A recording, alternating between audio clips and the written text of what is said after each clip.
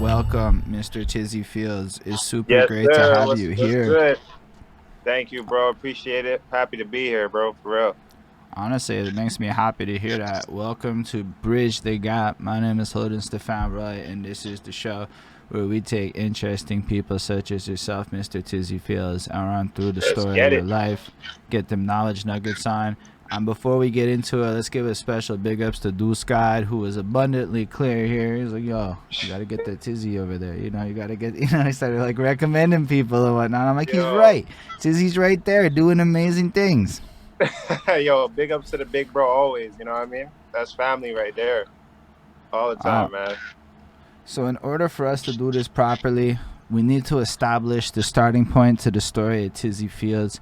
Can you just let us know where you are from, like where the early parts, like where you're born, basically, where you start your life?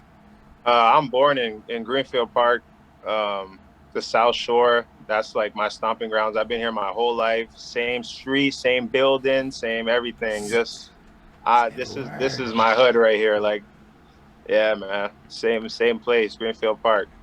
Amazing. So, with that, we know that for the real first question, the story starts and takes place in Greenfield Park. Which to the people that don't live in Montreal, it's basically like Montreal an island, and this is right off the island to the south a little bit, and they're basically like you could call it almost like a suburb area to Montreal by extension of like its geographical location. Um, Pretty much.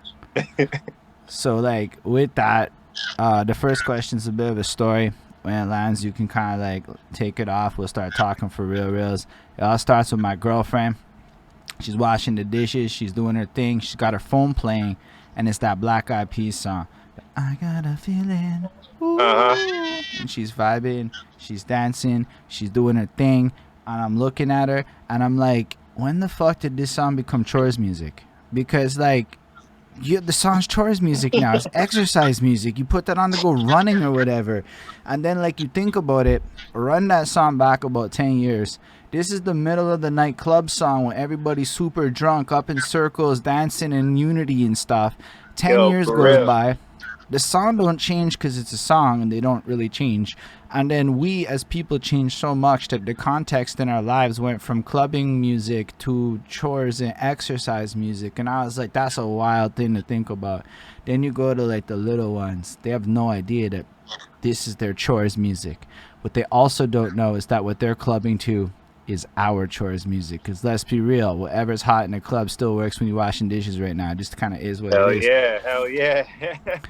And it got me thinking about journeys and evolutions and how like all this stuff changes over time, including us and our artistry as artists. And like when we do the interview thing and when we go look at other people's stuff and we see where they all start the journey, a lot of people kind of start with this, yo, I got into hip hop then, yo, I started writing bars here. And then it's like, that's cool. But music's bigger than like when you started getting into it, when you started to have an identity. Like there's a good chance you pop out the womb in a hospital somewhere and there's music playing in the room being absorbed into you from Facts. that very moment in life.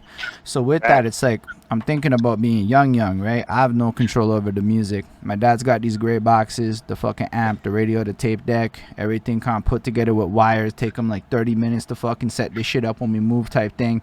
He would fucking bust out the Led Zeppelin tapes and shit at night. I vividly remember MC Mario Club Mix playing throughout the night straight from the various places like that. My mom's is more into like discos and musicals and that kind of soft. Yo, the Q92, I remember, or that the Star 92.9, all that love shit.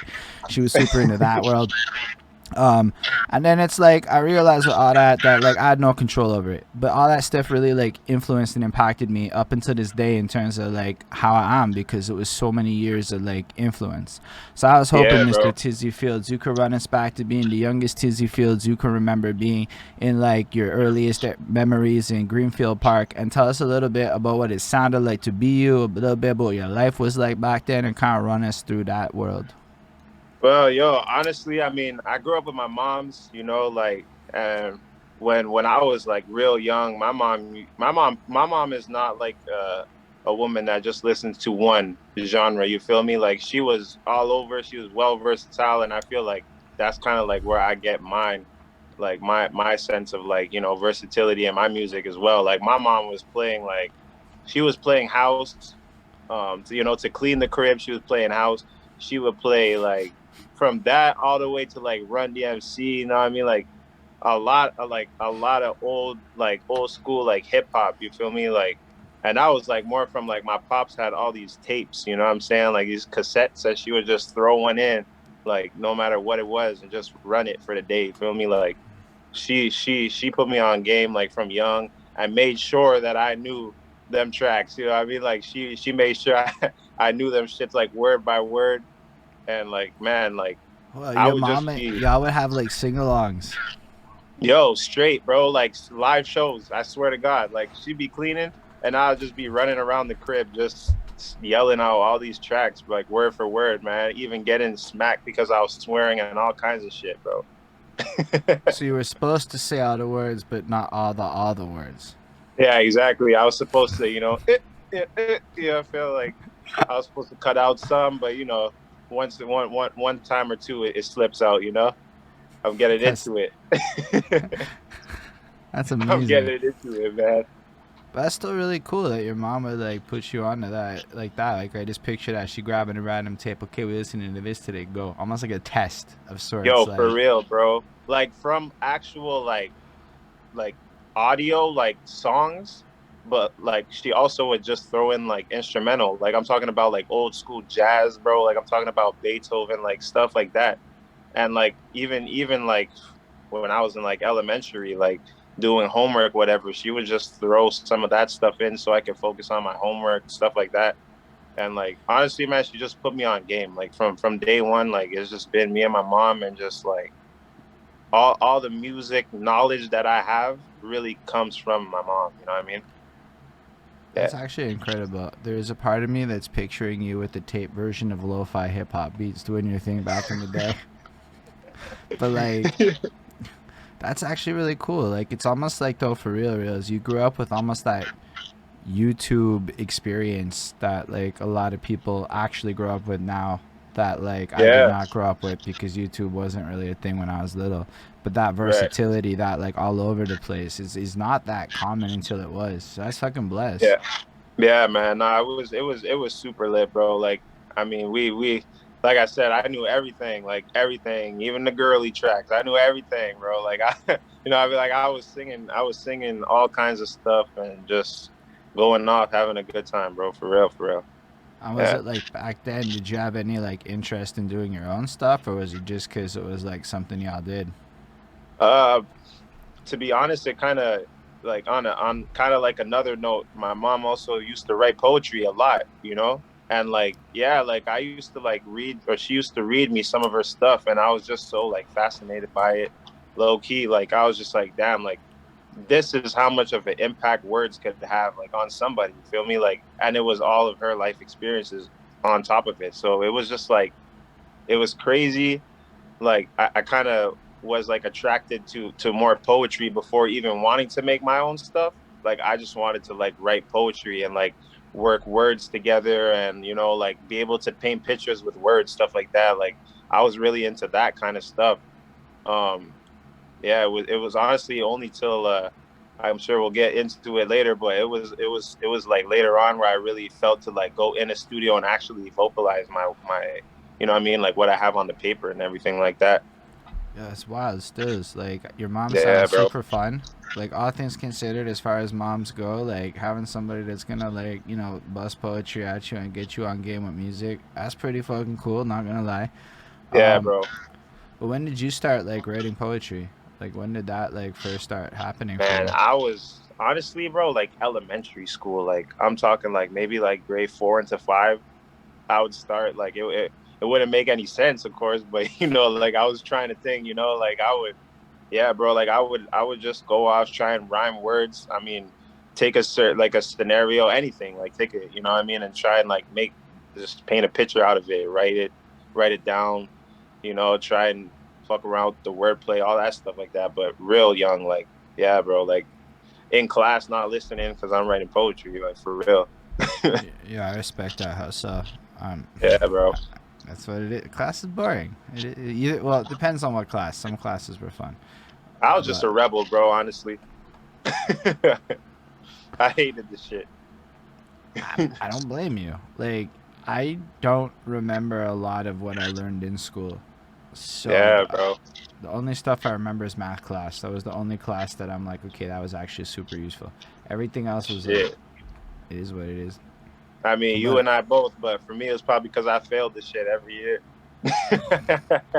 I didn't really do well in math class. I just got 60s a lot and never really applied it. But then later on in life, when I started playing with stats and shit, I realized that like, of all the shit they taught me in high school, that like math shit really helped me. Right, right. Whereas I couldn't remember a lot of the English class stuff actually helping me. Like, it was actually like unlearning what they taught me versus, that kind of stuff. But still, it's running Yeah. back to you. So you're like, do you remember like around that age, as you're starting to get into a poetry vibe, like what makes you start wanting to write it? Like, there has to be some kind of like catalyst moment where it's like, nah, I can do this. Right. So I basically come from a family of um like musicians, not just like vocals, but instrument wise as well. Like I was always around that. Also, I used to go to church a lot when I was younger, and like I was always around the band, stuff like that. And like I would sing along with the instruments. Like when the guys would be playing, I would try and sing things like songs I already knew. But the day or the time I really decided like, yo, like it's time to like go in the stew. Like I messaged my big cousin, who was doing it for a while, Milli Millz, and I told him like, yo, Oh, say like word. yeah, man, like that's my big cousin, you know what I mean? Like he just like took me to the stew one night, and like I started doing like not covers, but I started doing like remixes over beats, like old Gucci Mane beats, like all that, bro. ASAP or early ASAP beats, all that stuff. Like I just started rapping So over them what do you beats. remember like when this was? Like, so like, I think my first time in the studio was I was not yet graduating, so it was probably like I was probably like 11 or 12 maybe. so your first time Actually, going to a actually, no, studio is 11 or 12. yo, the first time I ever went to a studio wasn't even with my cousin. Actually, it was with one of my mom's friends who has a stu in the crib, and I was like, yeah, I want to say I was like 11, and like the man made like the beat up on spot. I was with my older cousin, and she sings, and yeah, bro, that was the first time like I ever really went in there. 11. Yeah, bro, like yeah, I was on it for real. I Yo, was like, on it, bro. it's always astounding to me when I hear stories like that. Like, however anyone wants to put it, it could have been the trashiest trash you ever wrote at 11. It doesn't matter. The fact is, at 11 years old, you actually clocking experience in that game. That's like Yeah, man. wild to me when you think about it. Like you have all that freedom to like fuck up and shit, but still you're learning it without like all the complications of trying to do it as an adult when you're all rigid and shit. Exactly. Yeah, man. Nah, yeah, I went in there, bro, and just like straight up, like the man just made the instrumental on spot, and I just like wrote while he was doing it. I wrote something, and like yeah, me and my older cousin Alicia, we just went in there and we ripped it, man. I still have this shit, honestly. I still probably have it somewhere on a CD. But yeah, man, I was mad young, bro. Yeah. Yo, I'm mad impressed by that. Yo, what was some of your first favorite songs though from that era? So around that point, at a certain point, music has to go from this some shit my mom's making me listen to, yo, I fucks with this. Do you remember the Yo, first I fucks with this moment for you? yeah. Zapp and Roger was huge for me back. Like I used to listen to that. Like Zapp and Roger was my favorite. I listened to a lot of Daft Punk too, because I used to like while I was doing the music, I was also in dance school, and we like it was called Baseline Studio. So I would be like dancing to all these tracks too, along with listening to them at home. Like I rock with a lot of Daft Punk. Um, bro, like there's so many to name, bro. Like I was rocking with so much stuff alone. Like I would have my little Walkman just bumping all these things, bro. So you're in dance class and you're getting experience recording. That's Yeah, some man. Like, serious shit. Are you also like bro, I'm performing? Are you like spitting freestyles on the block too? nah, not really, man. I was more of a shy. I was really really more of a shy kid growing up. Like when I was younger, bro, like if I was to say a word, it was like, oh fuck. You know what I mean? Like it was like, damn, like he spoke, you know, like unless I was with my family, like with my friends, I would never really rap like that out loud. I would call my cousin Mills on the phone, rap to him. But other than that, I wasn't rapping and I wasn't really out there like that. So if Milli Millz is your cousin, are you like being put on to Montreal music at that point as well? Yeah, I grew up around it. I grew up around a lot of guys, man, like Magnum, Blast, Jericho, Boy Blue, all these cats. Like these guys were around me because whenever I would go out with my cousin, like I go check them or just be around them. If I was going to like one of his video shoots, like all these guys would be there. So I was like well educated on the Montreal scene back then too, on like like the who's what I mean, like who's who and the OGs of the game. You know what I'm saying? So you're going to like music video shoots that would later go on to be like shit that people today are calling the legendary like shit, Yeah, right? Like, and you yeah, were just bro. like there. I You was just gotta tell there. us a bit about this times, man, because like this shit is really hard to Google anything about that times. Yeah, bro. Like, okay, the most, the one I remember the most, I think I was maybe like 13, 14 years old, and my cousin Mills was shooting this music video in for Kill, and bro, like that's when I got to meet like not every artist from Montreal, but a lot of the anglophone like rappers from everywhere, bro. Like, I mean, like I was just like being introduced to this guy, this guy, this guy, this guy, and it was just like damn, you know what I mean? Like now, like even like to this day, like people's like, bro, like I can't believe you were in that video and you were like a whole kid, bro. Like how the fuck did you know what I mean? But nah, bro, it's crazy. Like it's crazy to see it now because it's like considered throwback. You feel me? But I was there, to experience I everything. mean, it's like throwback in like a one age group's perspective. It's like Yeah. the golden era in a whole other perspective. Like I swear I have people on here who will glorify that, and I'm not saying it's not due. It's probably due all its justice. I just didn't really witness it. I wasn't Yeah. cognizant of anything until 2012. So like with that, it's like the way people describe that era when these guys were hitters. It was like shit. Montreal's 2 steps away from being where everyone wants Montreal to be, and those guys were the guys Yeah. running it. Yeah, bro. But I mean, I feel like every year they say that, you know what I mean? But we just got to make this shit happen somehow, you know? Like even though like bro, that music was crazy that came out of that era. That music was crazy.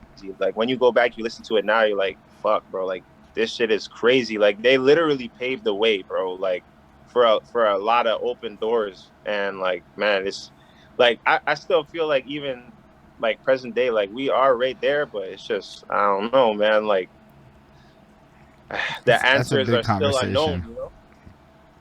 I mean, Yeah.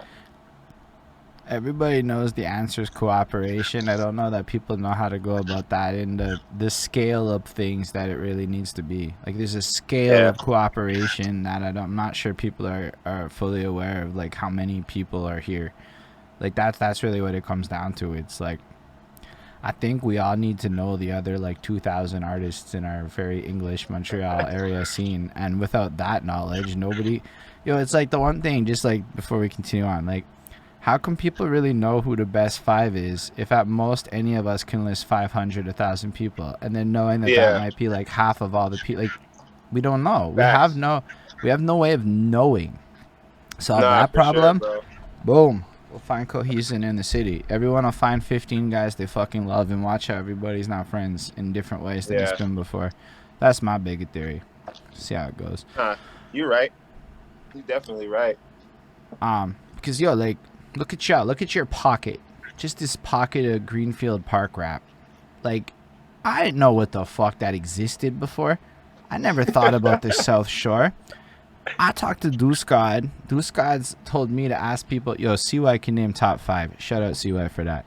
But like people really have trouble naming like a top 5 Montreal rapper that they like, and that's a wild Yeah. thing to think about in a world Yeah, where for we're all sure. trying to be somebody's top 5. Nah, but Yeah, with man. so that would be like just on that. But still, it's the fact that you was around back then and saw these players is magnificent, man. Just to like, that's cool. Like it's just cool. Like there's no better way to Bro, put it.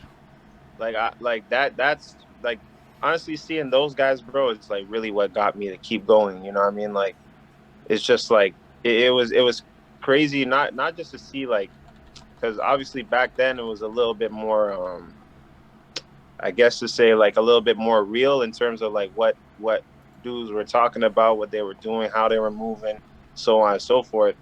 But like in terms of the artistry, in terms of the music, like that was just it for me because for me it was always about the art. You know what I mean? Like it was about the sound and like oh like okay this guy sounds like this and that's fire like this is his style and then you got this guy who's a different style like that's the kind of shit that just honestly just kept me going, bro. Like it was motivating and like whenever I would come home from hanging out with my cousin, which was practically every day, like I would write all the time, bro. Like I got books, bro. Yeah, Yeah, like that's books. wild. Like people should Yeah. not underestimate a Tizzy Fields, is what I'm hearing. I mean, yeah, you always gonna have them folk, but you know, I mean, I compare it to my high school, and I'm writing emo raps in my notebook and like showing it to people on the low. Like it's not yeah, really like the same kind of experience. It's just like, you know, like. But why I say that is like seeing a video shoot, how it's done, how like it's pulled off, like seeing all these components, going to a studio. This is all shit. Like man, I was in my 20s before I learned any of that shit properly, like properly. So it's mm, like just to think about getting that kind of like mentorship, how yeah. much that you probably really do know. Yo, shout out all the follows that have come through. I think there's a few. Gravity is your god, and Amjur, king of man. Shout out, y'all. Um, Shout out to y'all, man, for real. and all the Appreciate the people in the support. comments. Deusgod here, Zalmanel's here, Brick James is here. Yeah, people be here, so it's Hell nice. yeah, man. But So you yeah, like, bro, like being mentored by all that and like seeing it was just like because for me it was the exact same as like bro like a Montreal artist for to me when I was like younger a Montreal artist like seeing all this stuff was like you know what I mean like I didn't really glorify the States people like that you know like to me it was the same shit because it looked the same to me. You feel me? Like I was looking up to these people over here more than you know what I mean like them. Like these guys were what were in my face and what I was seeing, who I was learning from, all this stuff like that. So it was like for me in terms of like value wise, like these guys held so much more of a value to me than the other folks I was seeing on TV, whatever. Like and the fact that they like the fact that my cousin would because I would never show these people my raps. Like my cousin would tell them like, yo, my little cousin's doing this, my little cousin's doing that, or he would recite some bars that I wrote, whatever, and they would tell me like yo, like I think I think he has something, you know what I mean? Like yo, like don't stop writing, like just keep writing. You know what I mean? Like all these guys always like they always looked over you know looked out for me, I should say, in terms of like that, telling me to keep on going, don't stop. Like there was something there, you know what I'm saying? yo, that's crazy cool. Like, just like the level of confidence that must instill to like know that there's something there, because those people are in a lot of ways still going at it to this day. Yo, facts, bro. Like trust me, man. Like I could say like, bro, even like I said, like meeting these guys, like it was like, oh shit, like you know what I mean? Like damn, like that's a dude that I watch his music video every day. You feel me? Like it's like religious. Like I watch like bro, for example, Hometown by Boy Blue. Like I would watch that video every day, bro. Like every day. That was my shit, bro. I play that track every day. The day I met him was like, oh shit. You know what I mean? Like, oh shit. Like, yo, it's him. You feel me? Like otherwise than me getting the comparisons of me looking like him all the time, like I would always like I would watch this video every day. So when I met him, it was like, damn, like this is crazy, you know? And then like when it was like, yo, like eventually comes a time where it's like, yo, let's make a track together. And I'm like, what? You know what I mean? Like, yo, like, are you me? Are you serious? You know what I mean? Like, it was crazy, bro. Like, but Nah, these guys really like, and for me and my perspective, bro, these guys are like everything. You know what I mean? Like, forget these other cats you see. You know what I mean? Like, these dudes was really the ones paving the way for Montreal music. And I'm forgetting some, and I probably didn't even meet all of them. You feel me? Just like you said before, like there's probably so many guys that I don't even know. You know what I mean? Yeah, that's facts. Like the city of Montreal has a rich history that nobody knows about. Yeah, bro. Hidden gems everywhere, like for real, for real. And even like to this day, like the amount of good music that comes out of the city is astounding. Like it doesn't. The way I look at it is, it doesn't really matter what kind of hip hop or music you like, of all genres. There's guaranteed To 10 be some, people. 10 people in this city are making what you like and are that good that you'll like it. It's just yo, for I real. don't know how to find them all for you right now. We're working on it. Yeah, That's a big mission. it's like you kind of have to like almost stumble on it by accident. You know what I mean? Like sometimes, you know what I mean? Like shit, I don't know, like a random fucking SoundCloud play or a Spotify switch over something. You know what I mean? And you're like, damn, and then that's what happened to me, bro. Like even as of recently, like I'm discovering like some of these young guys, and it's like it's bro, like it's by accident, but I'm like, damn, like I actually genuinely really like this, bro. Like this is crazy. The sound is like wild, like, and I could appreciate it because they're young, but they're mature nowadays. You feel me? Yeah. Yeah, Well, a lot of them young ones too. Like if they're 15 and putting on tracks, there's a good chance they've been running shit and like learning since they're 11. Kind of like you. yeah, Like your for sure. experience with like that age is what I see to be more of the normal. Whereas like me coming in late, like I did, is not normal in the way that the youth are. So in a lot of ways, I might go 9 years deep and then meet like a 23-year-old that's 9 years deep, and it's like, oh fuck me, that's a whole new Yeah, game. yeah, yeah, bro. Um, But nah, that's an amazing point. I know, like I only found Deusgod because him and Vince Price work together, and it's like the features rabbit hole on SoundCloud that gets me to people. Like Yeah, that's yeah. how I find like pretty much anything. It's like, oh, Deusgod worked with Tizzy Fields, and then Tizzy Fields works with this person, and I play that features rabbit hole, and that's how I figure out a lot of who's in Montreal or not. Yeah, nah, for sure. Yeah, bro. Deuce and Vince like been going to work, bro, and like man, like even that, like I was around for some of those, like you know, behind the scenes.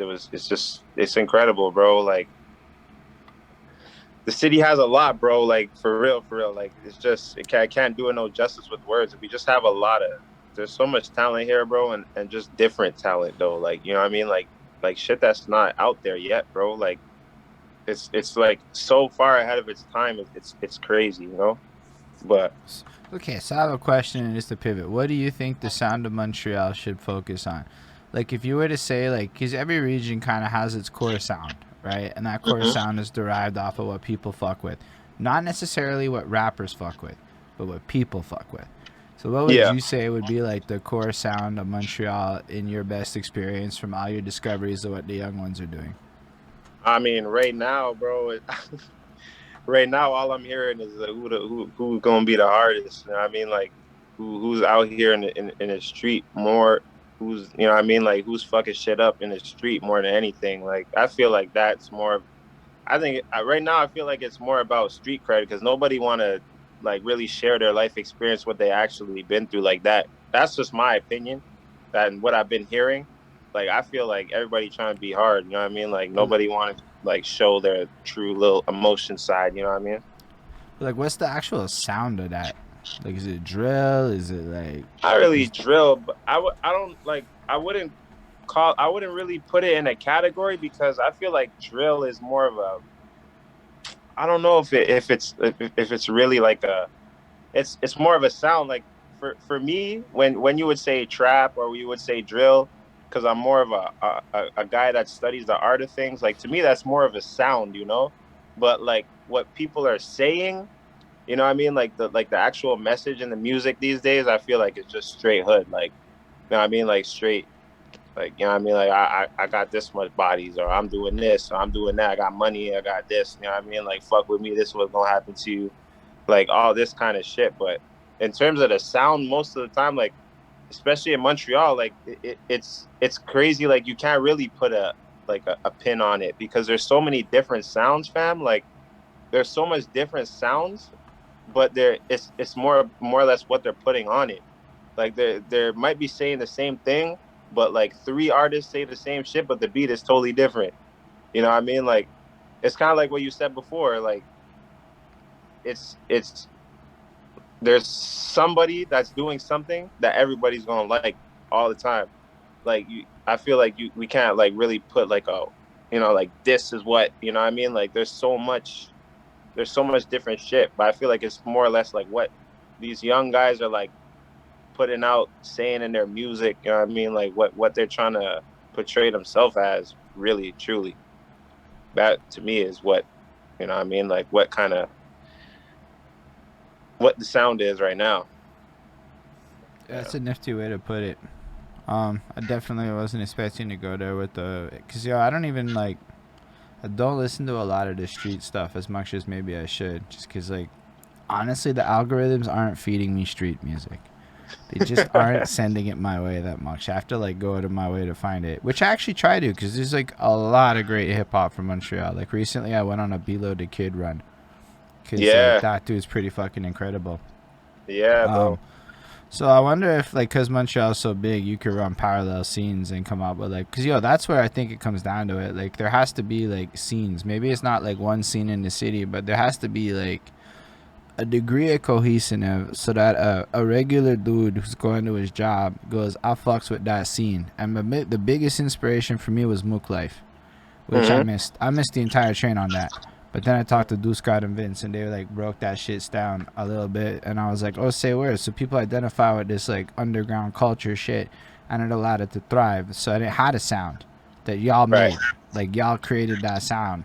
So I feel like what you're saying is that pocket's going in this energy, and the energy is gonna manifest however it manifests. But like, it's super nifty to think about it. Like it's almost like the type of people or the lifestyles that create the overall vibes.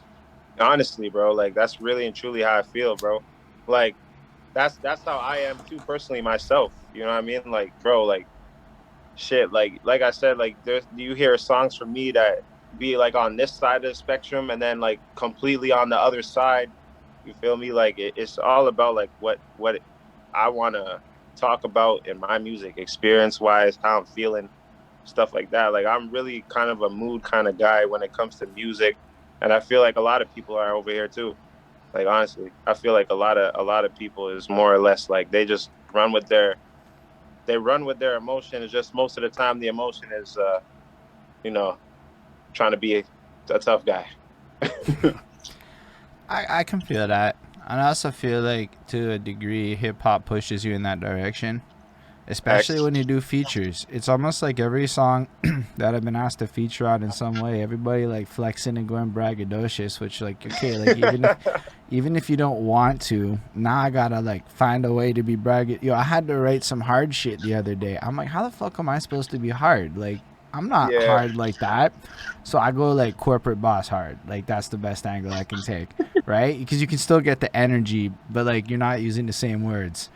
Because you can't use the same, bro. I'm not gonna say the same shit, but like, no, facts. But then I realized, man, to do features with people, it's like, holy shit, you really getting up in this place where you're just kind of like flexing, because like it's not like you don't want to do concept shit, but in that world, it's harder to find concepts on features that I've been offered. It's true, bro. Like it's facts. And if you notice too, like for me, bro, I don't really have features with much people, really. You know what I mean? Like it's me, Deuce, me, Par.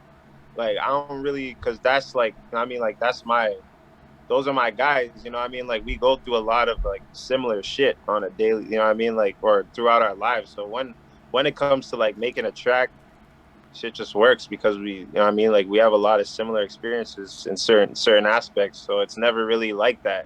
This shit just works. The energy is good, and we just feed off of each other because we understand each other, you know what I mean?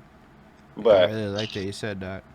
Like man, like it's amazing, bro. Like a lot of these bangers that are like out here, like with like me and Deuce, for example, like it just be us in the stew, like kicking it, bro. Like real chill, laid back vibe, you know what I mean? And like I'll just be starting to say something, or he'll do, you know what I mean? Like he'll start, and I'll be like, yo, shit, let's do this, you know what I mean? And the shit just turns into a masterpiece by the end of the night, bro. And like that's the kind of shit that I like. You know what I mean? Like I love that because it's just like it works, bro. Like because of the understanding, because of like the family, you know what I mean? Like the family aspect of everything. Like we just understand, you know what I mean? Like that's wild, bro. Nah, I appreciate that. And I can picture it a bit because Deusgod described the experience as such. I get real fucking drunk Yep. and to the point where I'm like basically passing out. And that's when I know it's time to make a song. Yep. And so I can now relate, bro. Yep. I'm like, say a word. That's facts. But it sounds like it's mad different than my life. But it's a crazy energy, and I really like the fact that y'all focus a lot on that energy thing because I think it's important. Sometimes I see people do features with just about anybody, and I scratch my eyebrow and I wonder why that decision got made. Yeah, bro. It's not. It's you can't. I mean, you could like everybody each their own. You feel me? But in my personal opinion, like for me, like I'll hear some shit. Like I've straight told people, like, look, bro, like I like what you're doing, but I just don't feel like I would fit. You know what I mean? Like you got to. You know what I mean? Like it's. I wouldn't say impossible, but highly doubtful somebody could get on everything. You know what I mean? Well, I feel like you could take any two personalities in music and find the right concept that would put them together. And that's Right. possible. Right. Like, I could do a Yeah. song with anybody. We might have to flip up what you're comfortable with regular. I might have to go out of my comfort bag, but we could find some shit that would work. Hmm. But I don't think it could just be any song, or else people will scratch Exactly. their heads and be like, what the fuck is this shit? Yeah, for sure, bro. 100%. 100% I feel that co-sign. way about live shows, too. Like, I'm not Yeah, playing. bro. We had our fair share of those too, where it's just like damn, like we going first? Like why we going first? You feel me? Like yo, it's wild, bro. Yeah, it's But, wild, man. so like if you run it back to you being a young one, so you're like 14, 15, going around doing music videos with all the big boys in Montreal, making bangers and shit in studios with Milli Millz. Like that must have been quite and you're not even done high school at that point. Not even done, bro. Like actually Did at this point, like I'm struggling in school, bro. Like I'm doing stupid shit. I'm just struggling, bro. Like even just in life in general, bro. Like I was really at a bad place, and that was kind of like my escape at the time. You know what I mean? So that too is why I made it like real important for me to make sure that I was always on road with him. But I was learning, but it was an escape too. You know?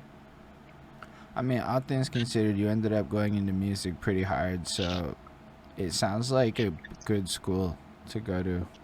Like, and I mean that all Man. sincerity. Like back in the day, times motherfuckers would be on their mentorship grind, where you had to go Yeah. basically go be like an apprentice for without pay for like 7 years to be able to open up shop. That's not even a lie. That's how it used to be. So it's kind of like that shit. So you're running your high school like that, running with these dudes, just being around, seeing what happened, and kind of picturing it. But like, what's noteworthy about these guys is they had their shit on lock compared to like a lot of people in a lot of different times. So you're Yeah, getting man. like that side of it too. Like I mean, did you have to sub mixtapes with them and shit? Nah, I didn't really. They didn't tell me to, but I would just push the shit by myself. You know what I mean? Like I would just be like, "Hey, like everybody go support the big cuz." Like I was, like when Facebook came about, MySpace, all that, bro. I was going crazy. You know what I mean? Like I would just send links out all the time and just I would promote, but it wasn't really because I just wanted to do it because I was a big fan myself. You know? Yeah, Yeah, that's man. like the best possible reasons to want to get into it. Still, yeah, people need teenagers in their lives, is what I'm hearing. Yeah, Teenagers bro. got passion. Especially ones that look up to you, bro. Like you know what I mean? Like for real, bro. Like they change the world, bro. Each generation coming up is what we need to, you know what I mean, educate in a way because they're the future. You feel me? Yeah, I do, man. I really do. So, were you like dropping mixtapes and shit back then, or was it like singles, or like what was your Yo, grind like? nah, honestly, it wasn't shit because I was so like back then I was really scared about like what people thought. You know what I mean? Like I was really shy and scared, like I said, about what people thought. So I would like have all this material and like I never would put it out. Like I would never put it out, bro. Like never. But there came a time where um I think I was like secondary 3 or 2, where I did a remix to Joe Budden's Black Clouds beat, and I put it out on YouTube, bro. And like, well, for me back in those days, like 1K was like a lot. You feel me? Bro, 1K Like, is a lot. yeah, bro. Like 1K, like 1K in like like a few weeks, honestly, because everybody was just like, whoa, what, what, like this kid raps, like what the fuck, you know what I mean? Like that's nuts. Like, That's actually but yeah, that's a good bro. performance. Yes. Yeah, it took a long time, but once it happened, like it happened, bro. Like I did that, and then that's honestly where it kind of like I met certain dudes in school, like in high school, that I still know to this day and still do music with to this day. And like from then on, like bro, like we had our own cliques and everything, and like we were just making a bunch of like music. And like I remember my first music video too came not too long after that, and it was like super like super low budget, like what I mean, like film with like almost like cell phone quality shit, bro. Like it was just crazy, but I was like breaking out of the shell at that point. Is that the one with the mirrors? No, no, no, that was much later on. No, this was like, bro, this was like maybe secondary 4, Say maybe word. like sec 3 going Yo, but into that's sec 4 that's maybe. wild that you're like in high school making music videos. I mean, it makes a lot of sense given the surroundings of your life, but it's still like a wild thought to just picture a high school reality where you're actually running that shit. Yeah, bro. Nah, yeah. Like I just wanted to do it like the big cuz, you know what I mean? Like I was just like I was motivated looking up, and I was like, yeah, like I know that this is what I want to do, but also I had a talent, you feel me? Like, but I was just the only one who really, well, me and my cuz, my mom, my family, we were the only ones who really knew it at that time, you know what I mean? But yeah, bro. I knew it was going to happen. It was just a matter of when I decided to, say fuck it, just do it. So when did you decide to say fuck it and just do it?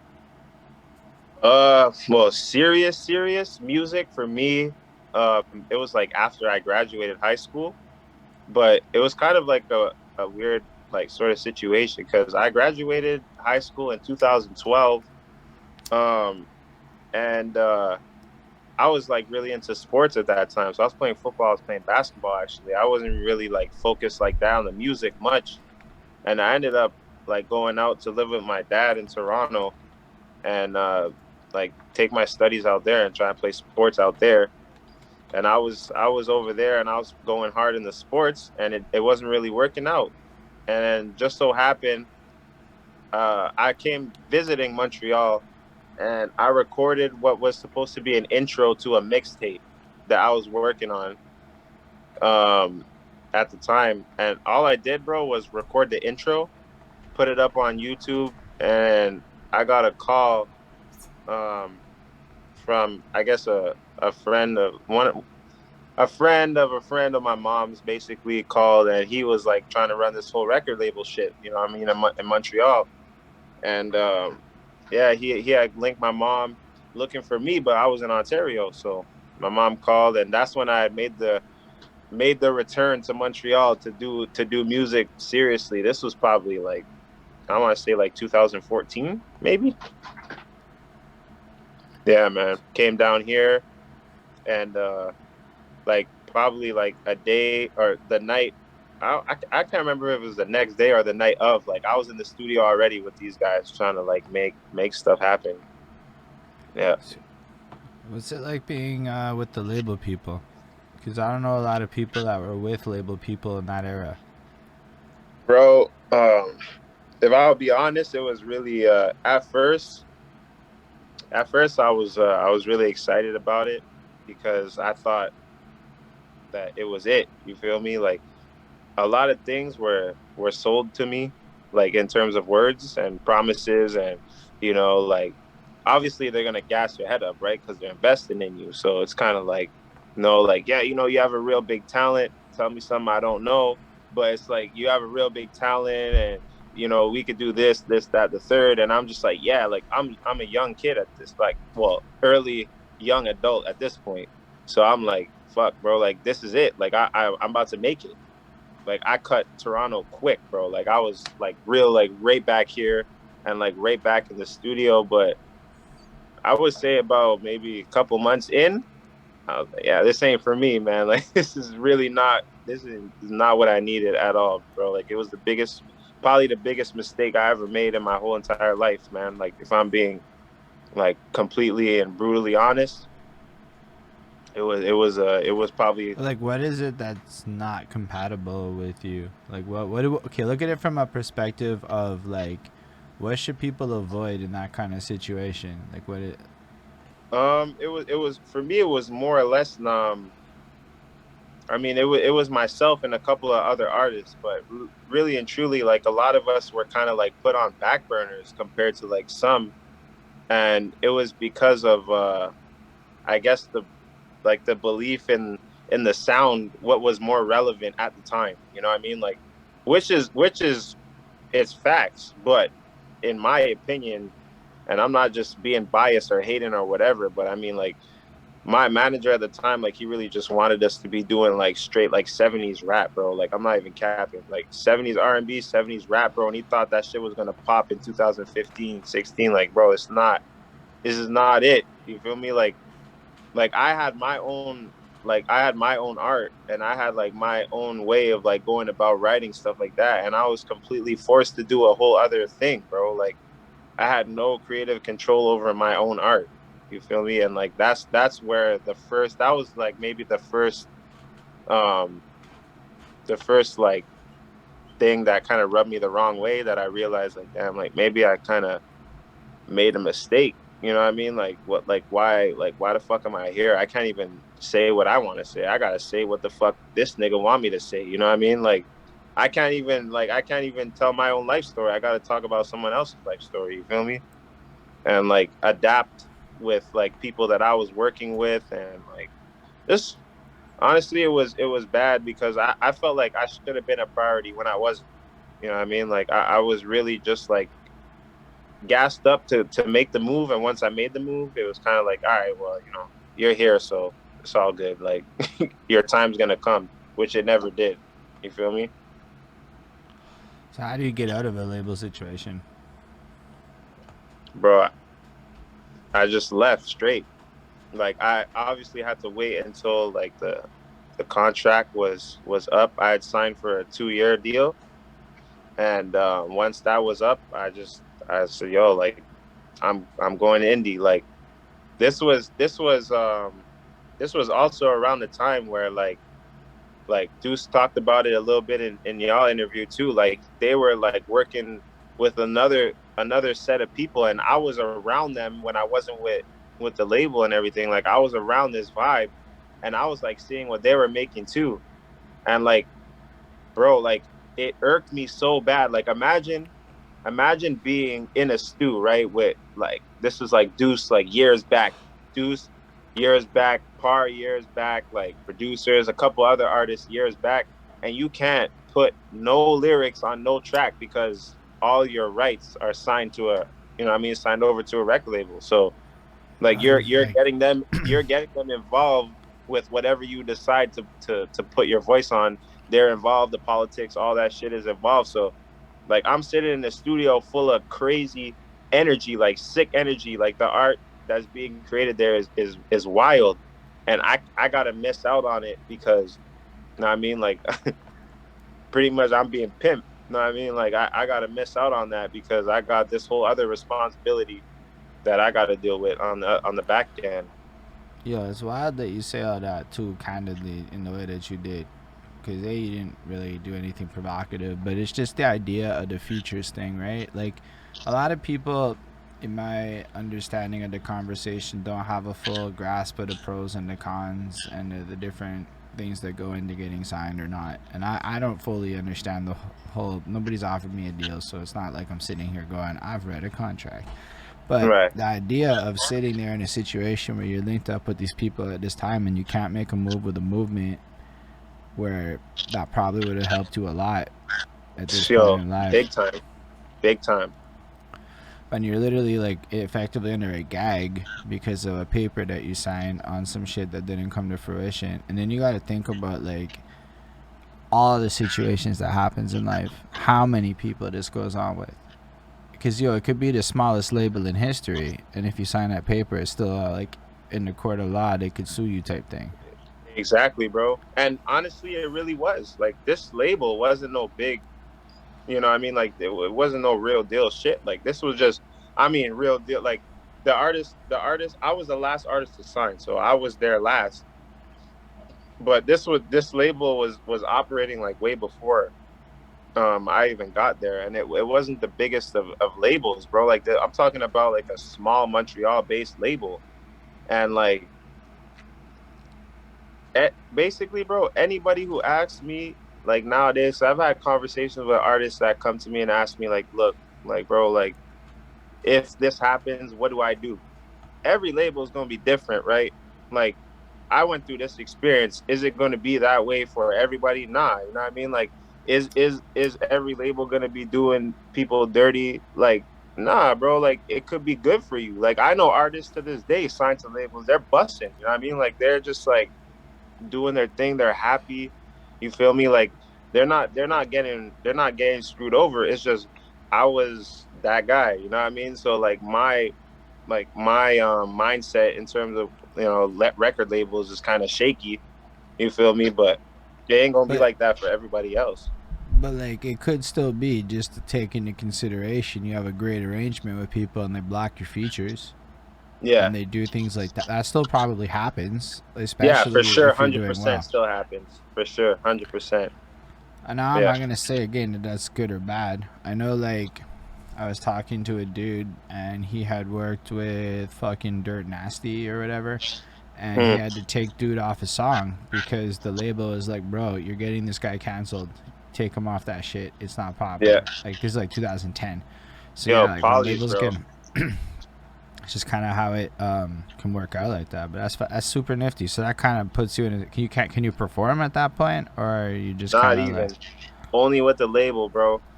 Like everything was super like we own, like it was really well established. Like it was really a we own you. Like you are, like everything that you do, like we have to have a hand in it. Like literally, like it was like it was like having a parent, bro. Like other than your parents, like you gotta ask to do this, you gotta ask to do that. You can't do this without them telling you can or can't. Like everything was really like that, bro. Like it was really like being chained up, bro. Like straight. Like I was just a slave to that label, honestly, bro. I'm not even gonna cap. It was hectic. And you're right, bro. It still happens. Like I know dudes have features with dudes, and the track is busting, but they just can't come out because it's too much polys with the record label. Like it gets it Yo, I gets gotta crazy. ask a question.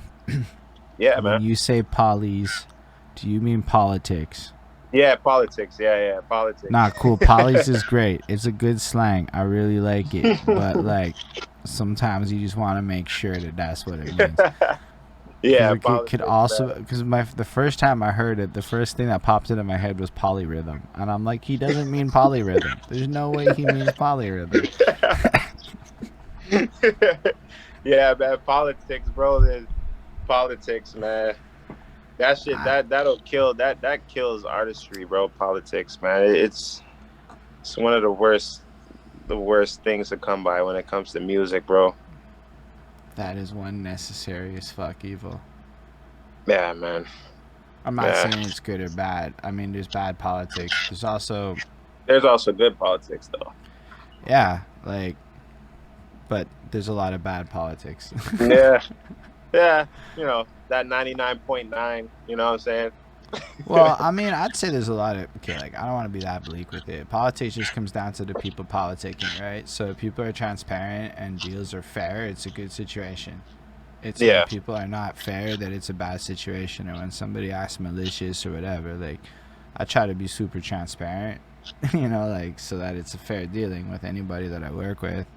yeah, Um, and I think there's a lot of people right now on that wavelength. I see a lot of people trying to be the best versions of themselves they can be right now, which makes me feel optimistic. for sure, bro. That's all. That's what it should be about all the time. You feel me? That's definitely what it should be. Like I support that 100%, 1000%. So basically, in 2016, you get freed from label jail, and then Yeah, yeah, what? man. So what is the first thing you do at that point? The first thing I do is record that track that you was talking about with the mirror. Exodus. That was my first single as an independent artist, and that was an experience in itself. I recorded it with a producer named Austin J. You probably heard about him before. I mean, Deuce talked a little bit about him when y'all spoke, but I recorded that track on his dresser in his bedroom, bro. Like, I ain't even gonna lie. Like, yeah, man. Like, it like there's like 7 versions of that song, bro. Like, you know what I mean? Like that track was like really well thought out, and I wanted to make like a big bang when I, to say like, yo, I'm here, like I'm able to do what I want to do now. Like this is gonna be everything from now on is gonna be from me, from my perspective, my art. I got control, like I could do whatever I want, and then that's when that happened, and that was the start of something like crazy. You know what I mean? Like that was a really good time in my life because I was hanging around Deuce, Par. At that time it was a southbound, you know what I mean? Like I was hanging out with that clique like a lot, you know what I mean? Like it was like free isn't even the word, you know what I mean? Like just the vibes, you know what I mean? Like being around like family, dudes from the same like neighborhood, you know what I mean, like in close proximities. Like that was really like what I enjoyed because that's what made me feel free, not so much the music aspect, but just like walking down the street, kicking it with Deuce, walking, you know what I mean, going to the crib, the studio's there, there's like 7 of us in there, you know what I mean, we just drinking, we recording stuff, I'm able to record you know what I mean, like all that stuff. Like it was just like that's what really like, damn, like yo, this is what I've been missing out, you know what I mean? Like this is crazy. Like I really love that time, bro. Like that was the start of something like a brand new page, you feel me? Yeah. Yeah, man. I mean, it also kind of explains why the authenticity matters as much to you, right? Yeah, bro. Because you've been in a situation where you were forced to be inauthentic. Basically, man, like I couldn't be myself. Like I couldn't at all be myself at all. I always had to be in the mindset of somebody else, and like almost try and force myself to relate to things that I couldn't really relate to, bro. Like I didn't go through these things, and as I said, like I was like forced to be rapping like Puff or like LL like back in the days. Like I don't like how you want me to do that. You know what I mean? Like it was just like talking about certain things that were around back in the days. I had no knowledge of, and all these things. Like I just it was just weird, bro, to say the least. Like I couldn't do it. So when I could be myself, bro, trust me, nobody can fuck with my music, bro. I was really happy. You know what I mean? Like I was like I was free, free, free. That's real dope, man. So you're Yeah, basically cruising with Deusgod as y'all are taking over, and that y'all's brand is like big, in my opinion. Well, Montreal big. People have heard of you and speak fondly big.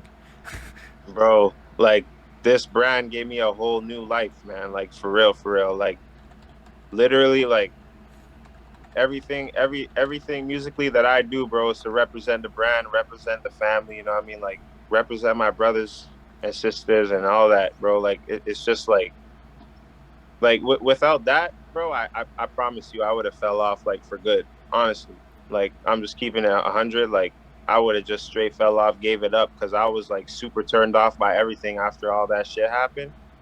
Mm. I was just done with it. You know what I mean? Like it gave me a whole new life, a whole new meaning. You feel me? I appreciate the emphasis on how, in effect, your career is a case study in the power of collectives. Yeah, man. Yeah, So I, it I mean have a it means everything, bro. I have a different question. All right. Tell me about Chris Crum back in the day.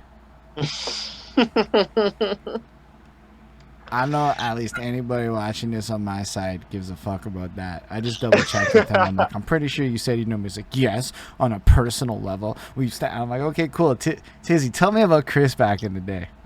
That's what Chris told you. That yo, me and Chris that was my dude, bro. I'm not even gonna cap, bro. Like me We and used Chris to chill. He knows my friends, my squad and friends. Yeah, yeah, man. Like for sure. Like me and Chris go way back. We used to hang out a lot. Like when like early years. We knew all the same people really, and we were always involved in the same dramas. If I'm gonna keep it 100, like we were always involved in the same old bullshit together. You know what I mean? But that was my dog, bro. That was my dude. And like, yeah, bro. Like he's a stand up guy, man. Like I still appreciate the dude to this day. Like if I see him, it's always love, bro. Like always, man. He hit me Yeah, up too. He said shit. He goes like, "Oh, I hear we're gonna get a Tizzy Fields interview." I said, "Yeah, man." Like, yeah, I told him to show up. Chris is in the chat right now. oh shit, bro. Yo, big ups to you, fam. Like, you already know, bro. It's all love, bro. Yeah, man. We go way back, bro. That's still my dog to this day. That's still my dude, bro. Yeah, it's wild, right? Because especially when he goes, he's 27. You're about that age or so, based on when you Yeah. graduated high school. I'm like, oh, say word. Do you have any good embarrassing Chris Crumb stories? That would be like super wonderful. Fuck, not really, bro. I mean, I got embarrassing stories about myself and him because like we at one point in time we was both going for the same girl and that girl like totally rejected me to go out with him. So that was pretty funny. Yo, Chris is not gonna let me live this down. This is not how this is supposed to go. Chris is gonna be like, see. Yeah, bro, that shit happened, bro. But nah, I don't really. We never really had embarrassing moments like that with him and I. We always on some serious vibes. You know what I mean? Yeah, That's man. dope stills. I fucks Yeah, with Chris. bro. Yeah, me too, bro. Nah, Chris is cool dude, bro. For real, good peoples, man. Yeah, he's gonna edit this video after, so trust.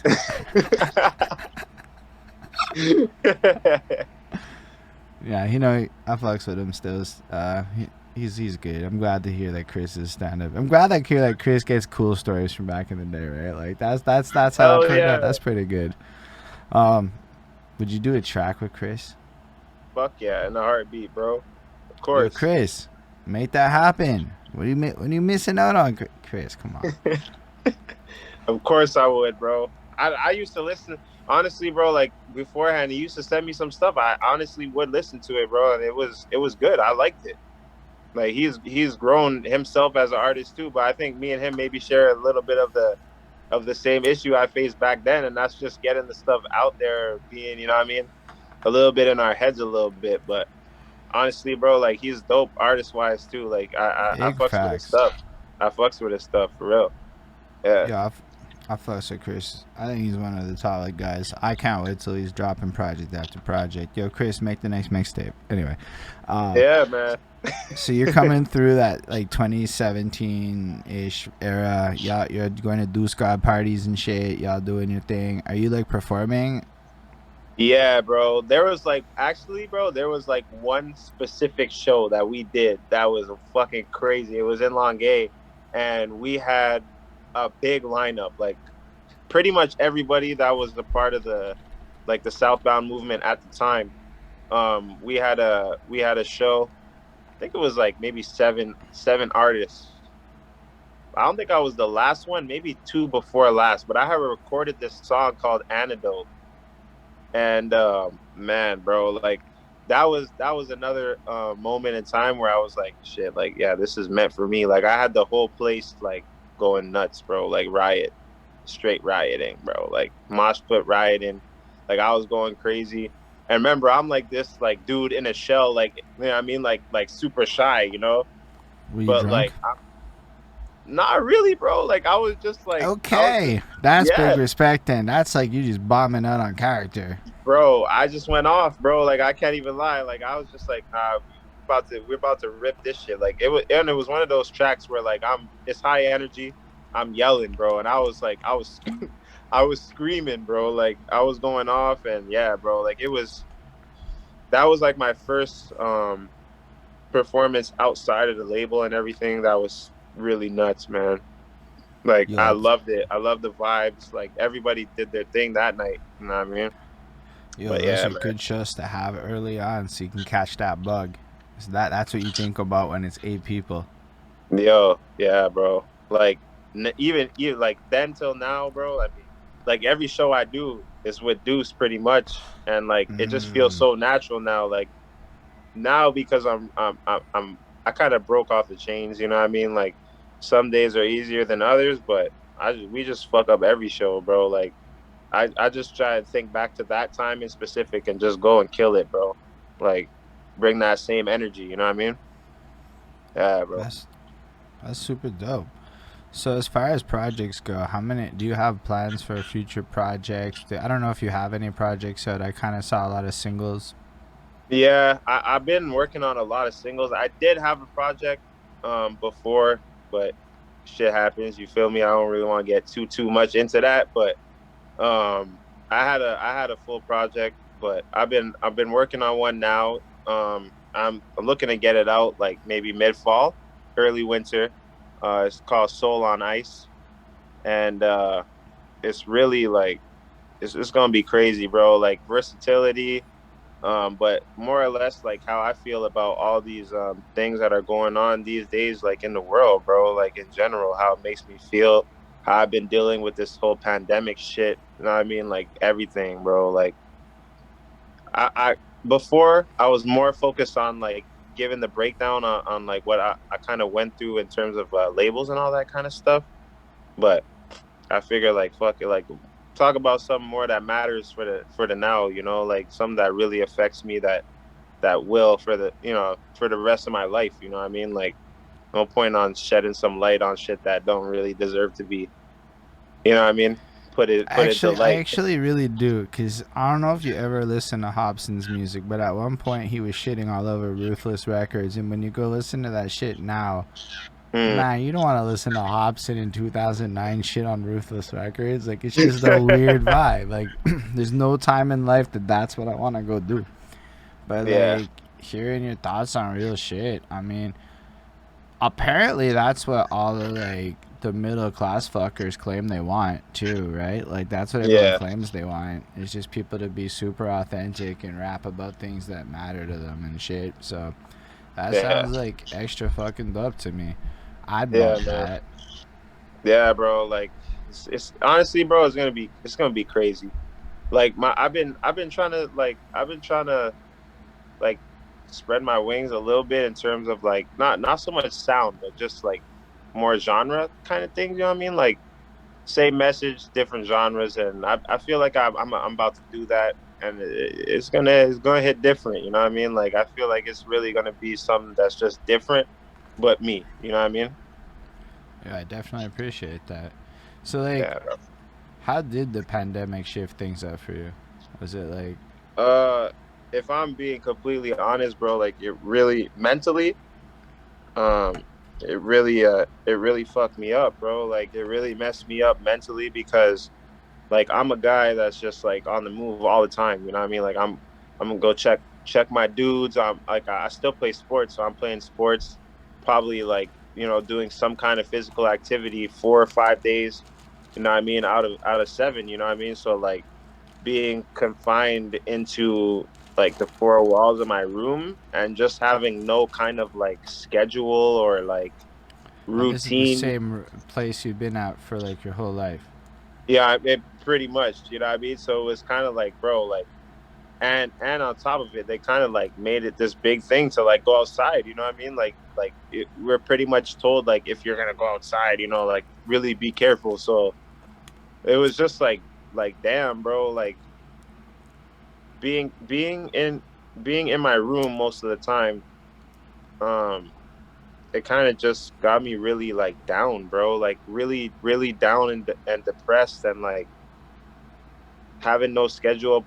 You could only play so much video games, honestly. Like I'm straight goods. You know what I mean? Like you can only play so much fucking games.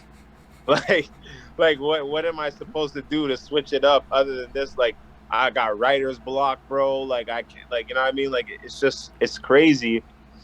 But on the flip side, um, in the midst of going through all that shit, here comes Quarantine Flows now, which is like one of my biggest records that I ever put out.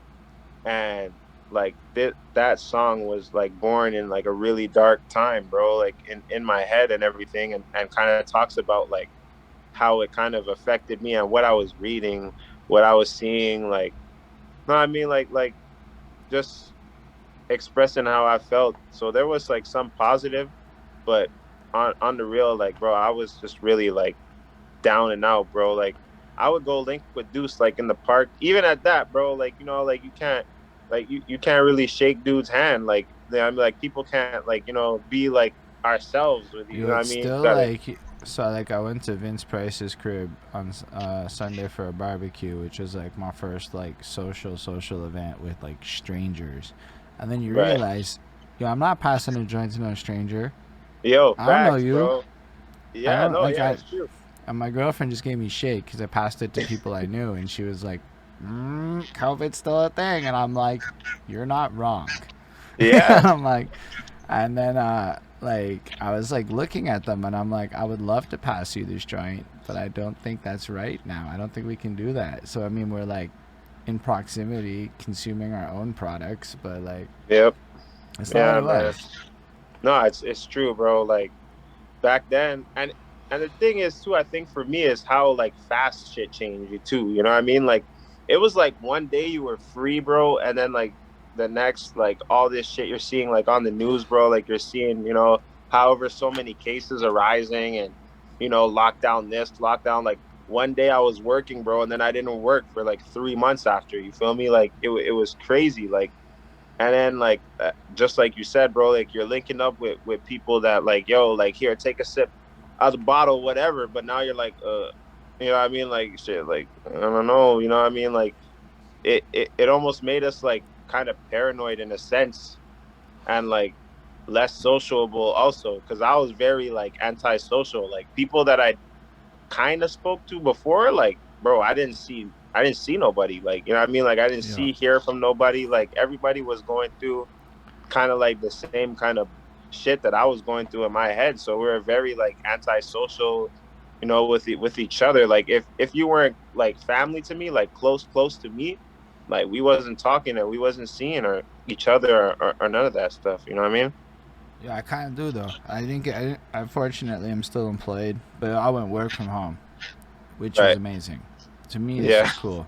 Well, yo, cause work's weird. Like, it's the fakest shit ever. Like, every rap song you ever heard about fake friends is like what it kind of feels like to be in an office place with a bunch of people that clearly don't like you. Y'all are like tolerating each other because you got to make money together, and it's just the Right. facts of Right. that situation.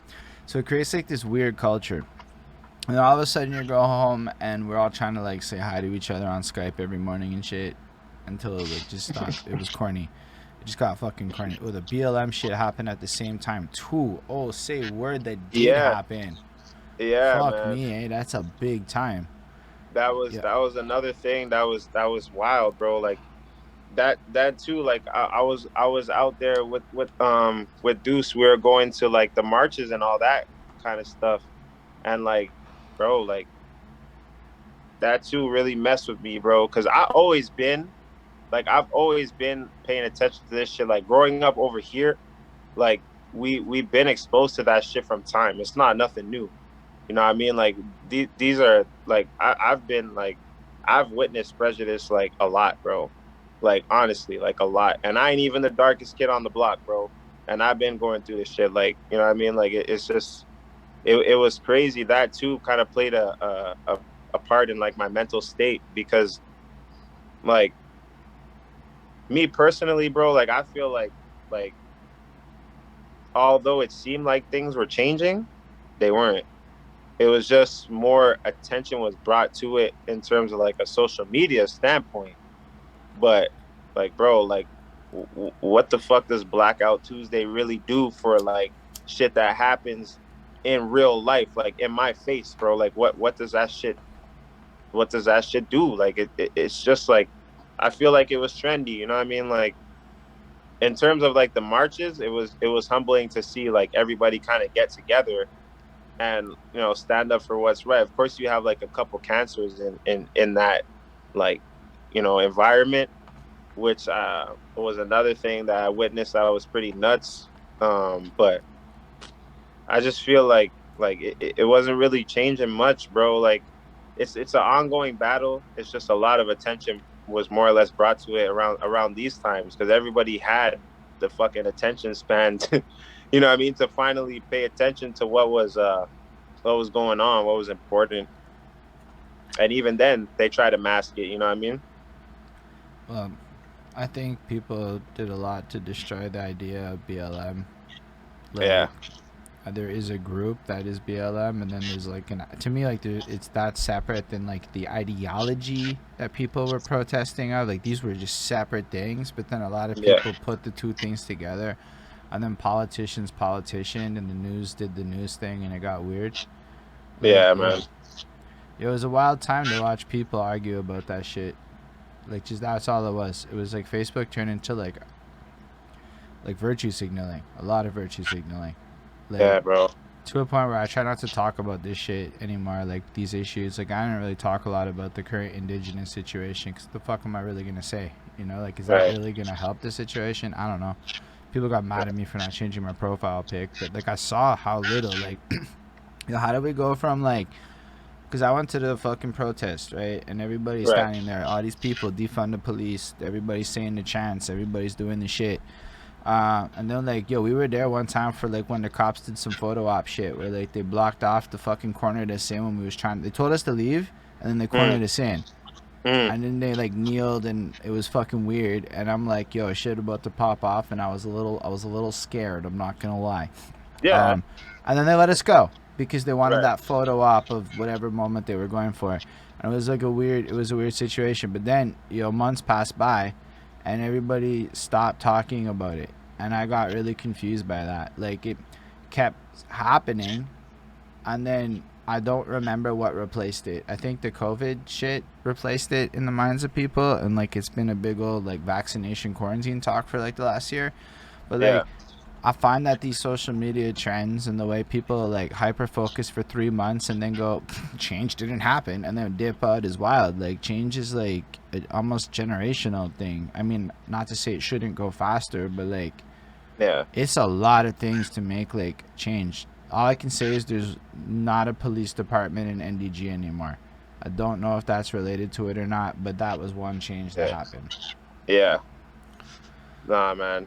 I was going to war like you were saying, bro, like a lot of shit on Facebook and all of that shit. Like there was a lot of people that really surprised the hell out of me in terms of like kind of going against the movement more or less.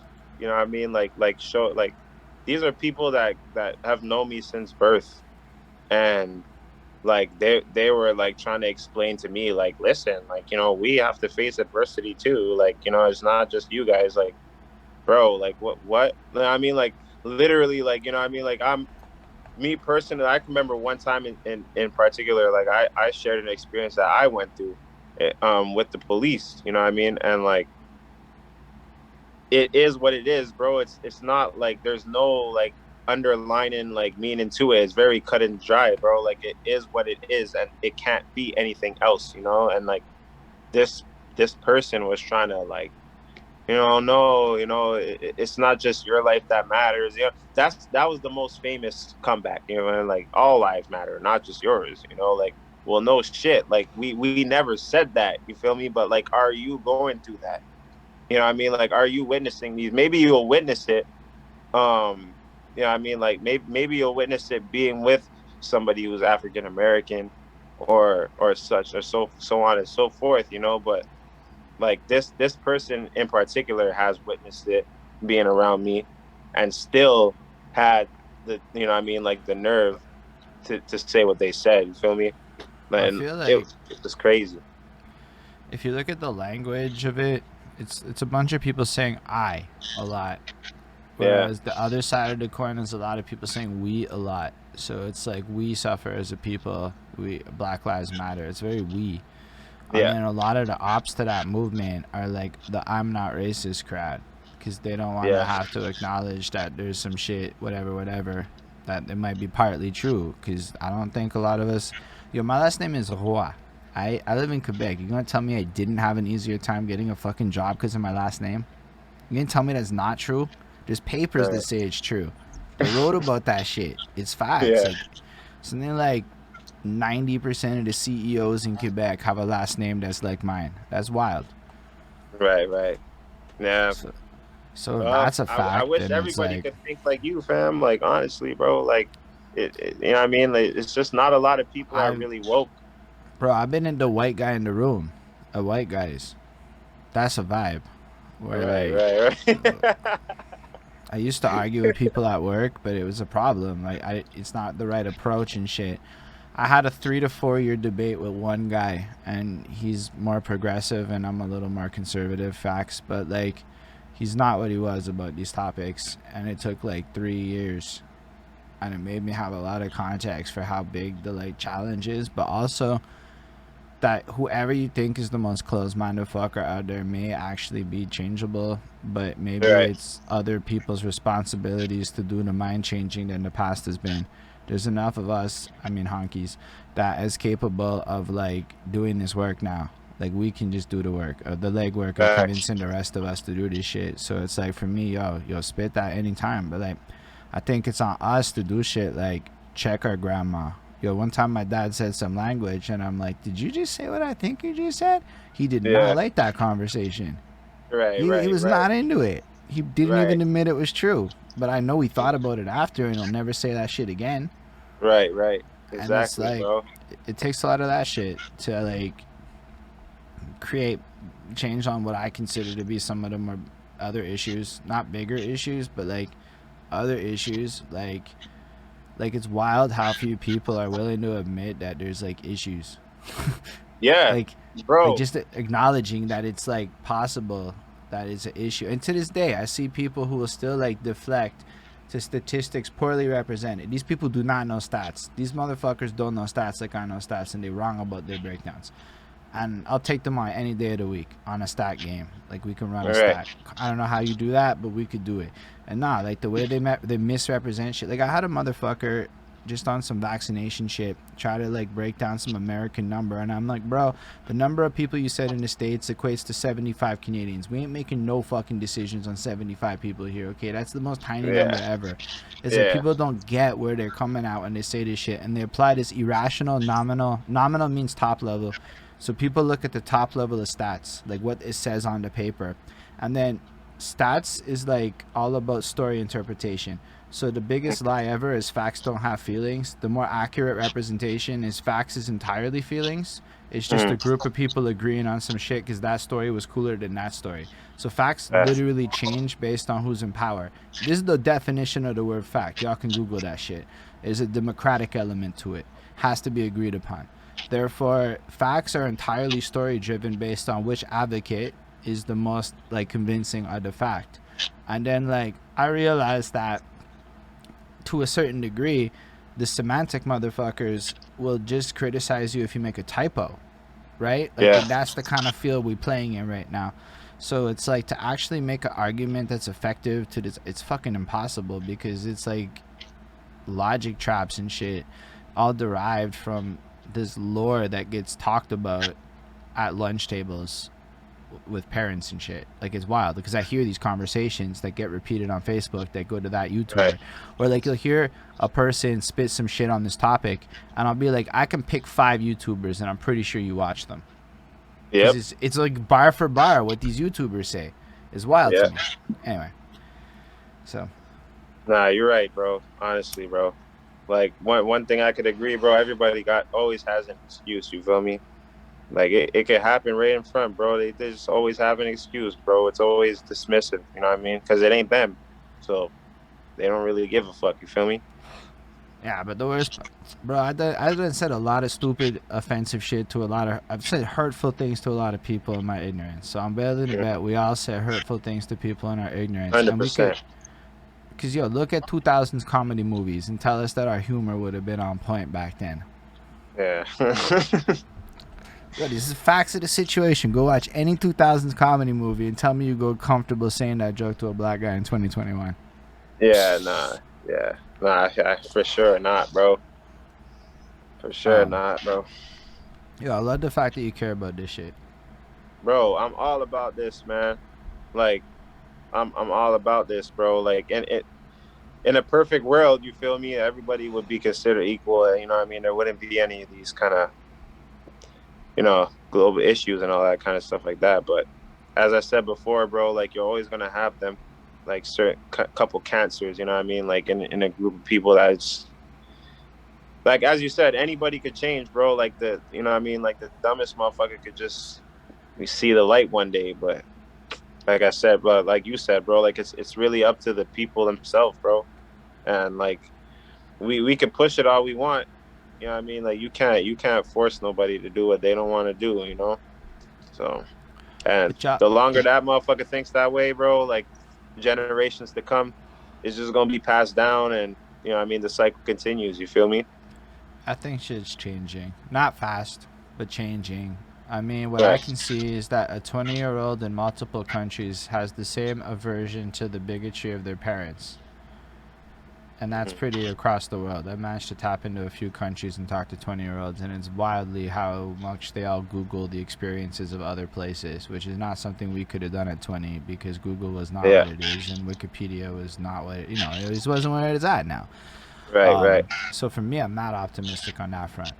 But at the same time, I look at the Klanada movement, and to me, it's mad inspirational. Yeah, I've always been rebellious with my shit a little bit, but like For what it sure. represents is powerful, and I think it plants seeds, right? Yeah, And bro. in a lot of ways, like that's what people got to do is throw seeds to the wind, because you never know whose art or like whose idea is gonna catch and like land with the right people and actually make some changes down the line. Like there's people that impacted me. It took years before I Right, got a right. little wasn't necessarily this aware. You might have not liked my Facebook statuses in 2016.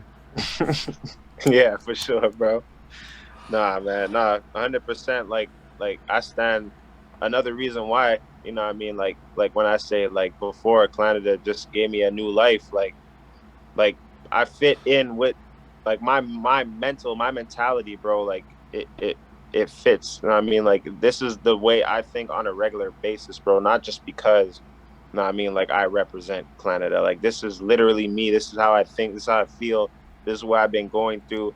And then I have two brothers with me that have been going through the exact same thing, if not worse. Because I'll keep it 100, bro. Like I said, I ain't the, no, I mean, like I ain't the darkest kid on the block, bro. Like it's we all go through the same shit, and that's what I talk. I mean, like when I was saying before, like this is what I meant.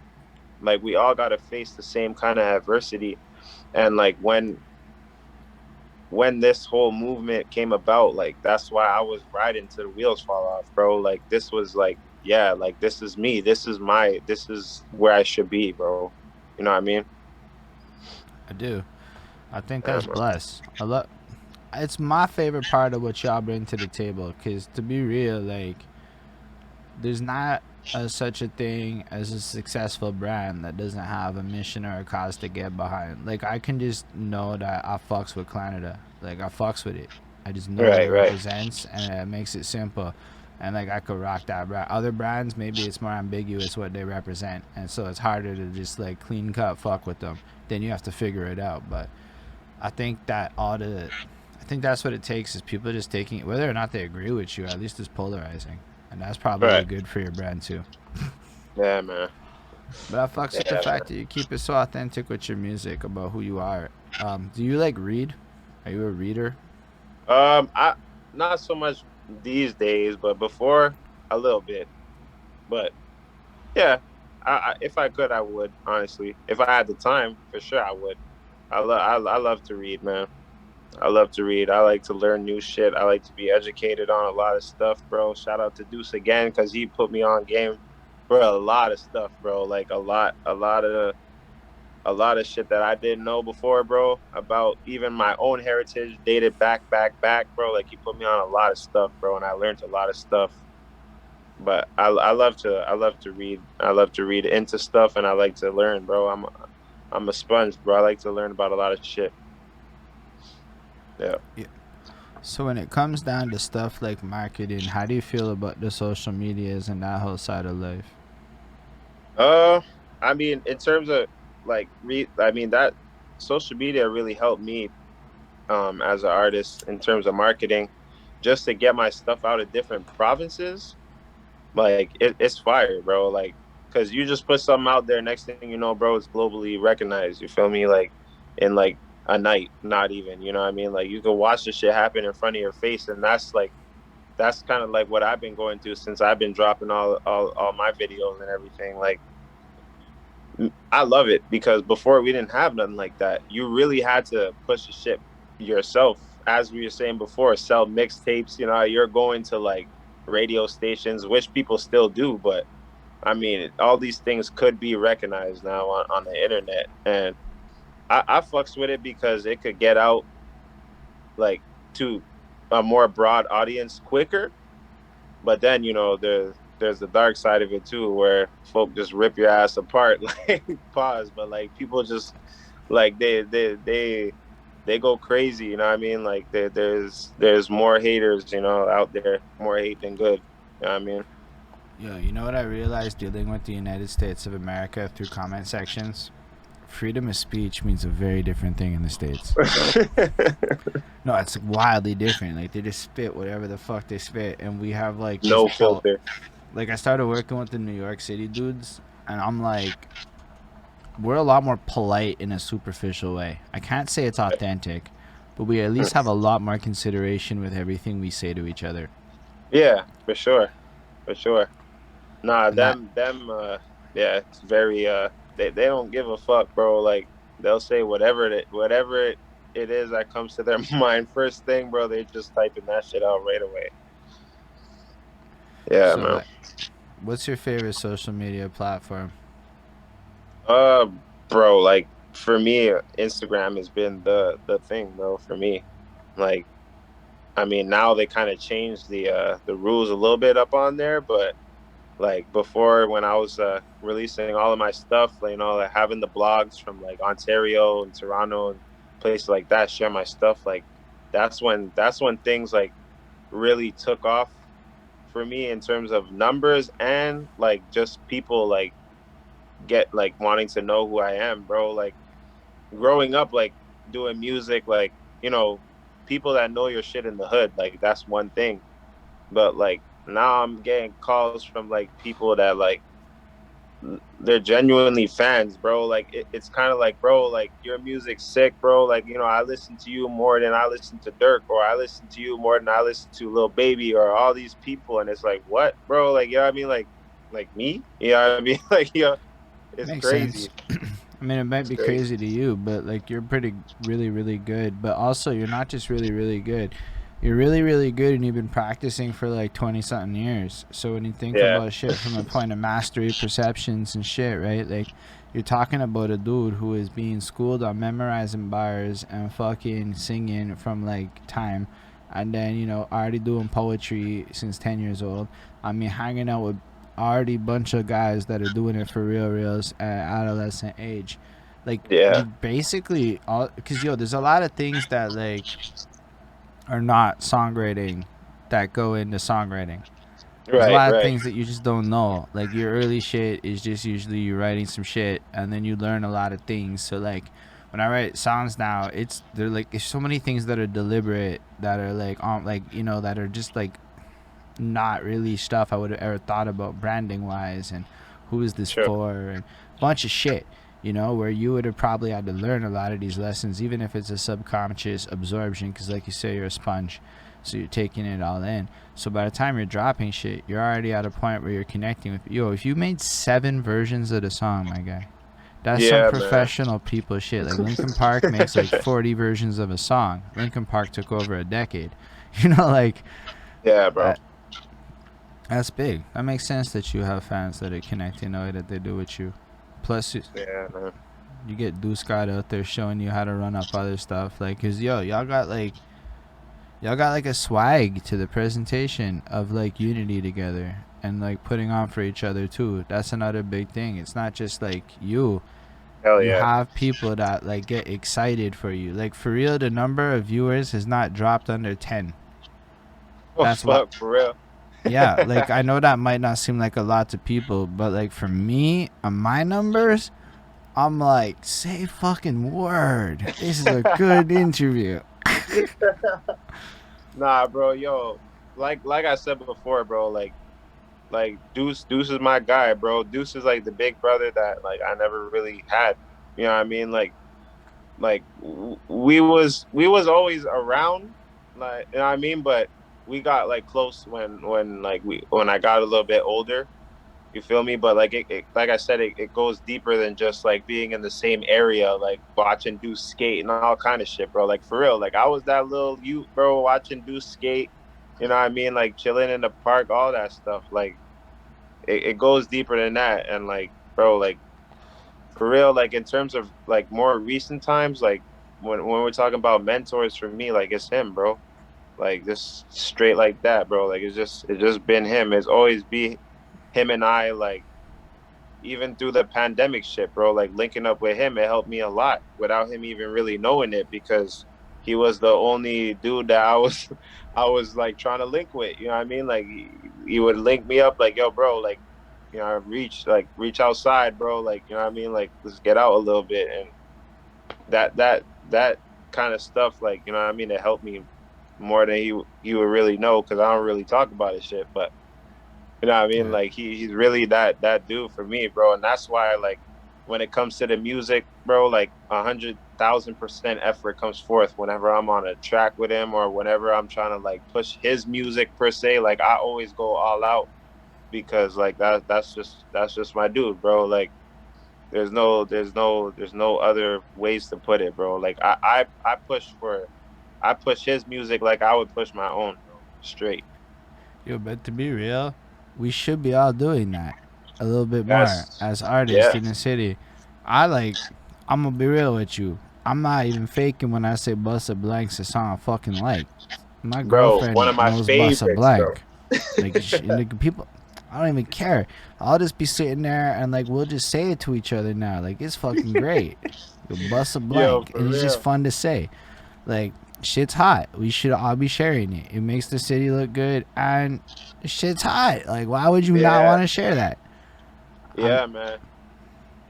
I And don't you know. and the shit is just bad different. Like we was talking about it the other day. Like, bro, like I was saying before, like compared we were saying compared to the other stuff, like because a lot of shit's going on right now, like in the streets. Like a lot of people is just getting bodied, bro, like dying, like bust a blank, bro. Like we're not saying bust a shot, bro. We're not saying bust your strap, bust a gun. We're saying bust a blank. But in terms of like the culture itself, like everybody who comes from a Caribbean island can relate.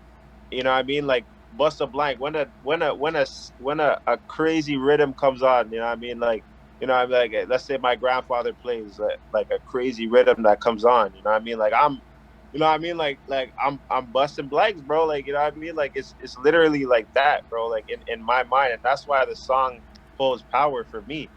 Like the message, it might go over some people's heads, but for me, it's like, bro, like nobody's done that. Like nobody. You know what I mean? It And holds a lot of value. I appreciate that too. I mean, I feel like it's not really my place to speak on that whole element of shit because I know stuff's happening. I mean, it's not. We see the news articles, so if we're seeing news articles, there's a lot that we're not seeing, right? Like it is Yeah. what it is. Um, but even just like in general, it's just anthemic.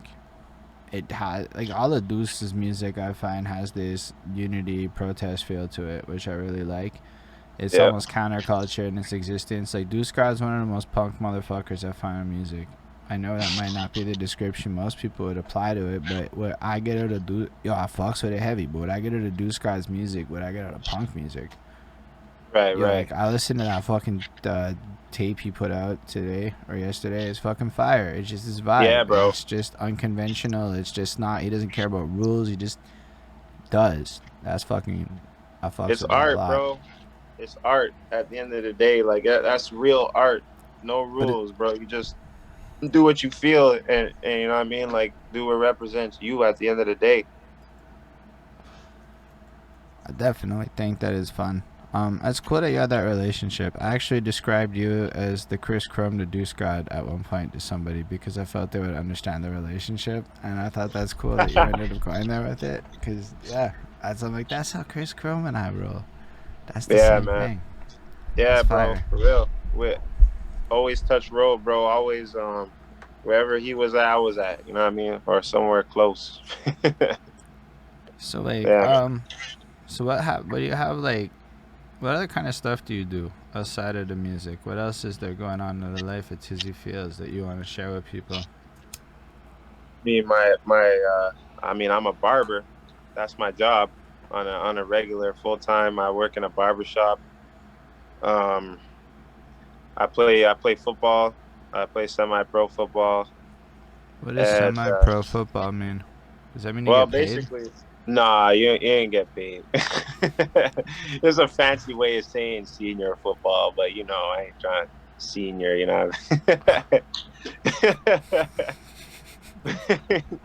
But yeah, I play football. I also play basketball, man. A couple leagues, bro. Like recreational sports, but most of my focus, other than the music, yeah, man, goes towards cutting hair, man. Like I'm a full time barber, saving people's hairlines every day. Yeah, I respect that heavy. So two questions. One is from Ismail in the comments. Do you have funny discussions with clients? Oh fuck, man! Like I'm not just a barber. I'm a how you call it, like a psychiatrist, bro. Like I hear about dudes going through divorces. I hear about dudes wives cheating on them. I hear about funny stories with kids. Like the possibilities are endless, bro. Like I never know what I'm gonna see in the barbershop, but it's always lit, bro. It's always a good time. I got stories on stories about the barbershop, bro. So what I understand is you get to listen to a lot of gossip. Oh yeah, all the time, bro. That's all it is, man. That's all it is. And from both sides. The funniest is when there's a man and a woman in there and they both talking shit about each other's sex, you know? That's hilarious. That's like watching fucking Donald Trump, Joe Biden going at it, bro. That's amazing.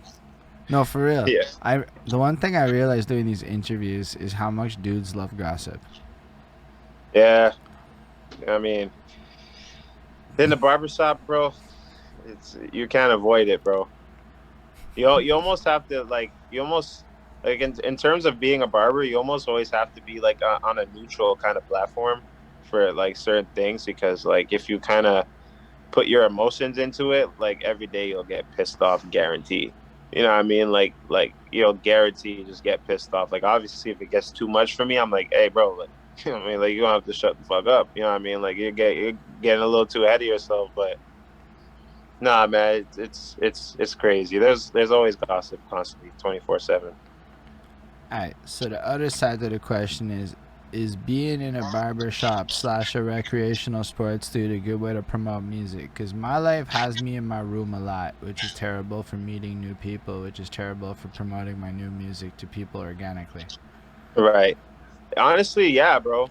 Like a lot of like my clients, um, who like especially the younger generation, like they'll follow me on Instagram and then oh fuck, like like I have a clip up of like stress free or quarantine flows or do or die or whatever the video is at that time, and then they realize like oh crap, like yo, he's a rapper. What the hell? Like literally, if you go on my gram, bro, and like there's a post where like there's a person that writes like what the fuck, like this is my barber. You know what I mean? Like literally, like it's like whole crap, like this guy does music, and then like I'll post like a maybe like a story whatever of like me playing football, and then people find that out. But sometimes it comes up just in conversations like in the barbershop too, where like people are like, yo, like is this the only thing that you do, or like you have what do you do like as your hobbies or whatever, or what do you do like other than this, and like that comes up. My head coach probably bumps my music every day, like honestly, like he messages me and he's like, bro, like he's on it, bro. Like every time I release something, like he'll send me the link and be like, yo, this is crazy, bro. Like I rock with this shit. Like this shit is crazy. And like a lot of the players on my team too, like they listen to my stuff. So it's like a great way to network without like deliberately networking. Like I don't have to go and tell them like, yo, bro, like this is my new song here, like they'll find out. on their own time, you know. But it's cool. It's really cool. Yo, I get that because you ingratiate into the community and because they all want to check the gram to see if they're in the next gram. That's it, bro. That's the facts of this. Let's be fucking real. Or like, Yeah, I know for a fact if I'm in a park with a cool man Logan, more people are gonna watch the next story for the next day to see what happens next than if I'm sitting in my facts. room by myself. Yo, big fact, bro. They always want to see what's up, bro. Um, no, it's blessed stills. It's a good lesson in that. So when is your next stuff gonna drop? Well, I mean, I will let the cat out the bag. Me and Deuce are shooting a music video, right now, for a track that's gonna be actually on my EP. I'm gonna run with that as a single off the whole EP. Um, but I'm working on that right now, and as soon as it's done, bro, that shit's gonna be out because the track itself is just bonkers, and like the video is gonna be real crazy, bro. How do you plot out a video? Tell us a bit about your video making process. Um, Honestly, bro, like it all starts with a beat, right? Like before even like visualizing things in my mind that I want to do in the video, like it starts with a beat that brings me to a certain place, which gets me to write it, right? So it's a vibe that I'm in, but it's more or less like it's for me it's a vibe, you know, like what vibe would suit what I'm saying, or you know what I mean, like what can I put in a video that relates to what I'm saying, you feel me? Like there, especially in times like these, it's very hard to like be literal in the sense of like if I'm talking about God, I'm gonna go to a church because you can't, you know what I mean? Like, but I really try and set moods with the videos. Like Quarantine Flows, it was very dark, very eerie, you know what I mean? Like it was like it was more like to suit the vibe and to what I'm saying. But most of all, like I I figure out where I'm gonna shoot, but it's the way I deliver it for me that counts. Like I go all out, bro, and like what I'm saying is really what I'm believing, and it's coming from my soul. You know what I mean? So like I go hard in this shit and like try and make the background almost fall into, or you know what I mean, correlate with what I'm saying, bro. And like that's mostly important for me. But like once everyone's able to free up and like actually get to places. Like I have some pretty crazy shit planned, but everything that I do, bro, it has a very like a very whole message in it. Like it's a very direct message. And once I'm able to like actually, get to places to actually like do things that will really show you what I'm saying, like I'll be able to see and show everybody that. But for now, it's really vibes and like trying to match moods, like really thinking of a place in mind, match the mood, and yeah, man, just go hard in the performance aspect of it. All right, I got at least one more question that Deusgod said I should ask people. All right. Who are your top 5 Montreal people, but you can't include Klanada and the people you work with?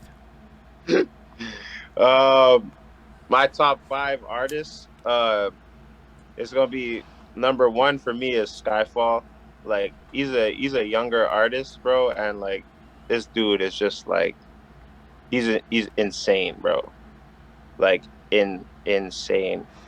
So he's definitely on the top of my list. I mean, I didn't really work with my big cuz, so I got to put him in there. Like he switched his name now. He's not Mills no more. His name is February Cold. So he's Yeah, that's good definitely to know because I don't know how to Google people no more. nah, he's definitely in there. There's another artist named Kaz. He's actually my current engineer right now. Um, that I really rock with him. I gotta put Chemo Soul in there just for the R&B aspect of everything. Like he's an old soul. He does a lot of R&B, and I fucks with him a lot. I listen to a lot of his content too. Um, the fifth is tough, man. Like I don't know if I could really come up with a five like that, because I'm very particular in what I listen to and the vibes that I listen to, and I probably don't know enough artists to even put in a five. Yo, there's a lot of artists in the city, man. I have this There is, playlist. bro. I have There a is. like an 11 and a half hour playlist of Montreal music, and it's mostly like 2 songs, 3 songs max per artist, Facts. and it's a lot. Like it's I don't necessarily think I'd bump all of it, but it's all good. Like Yeah. objectively, it's all well made, nice sounding music, and that's like fucking blessed to me. But I appreciate how hard it is to make that list. Cause CY asked me, and I was like, "That's a hard question to answer." And then you're like on Yo, the it spot, is. on It camera and is. shit. It is. I actually listen to CY too, bro. I fuck with him a lot too, man. Like I listen to a lot of his stuff as well.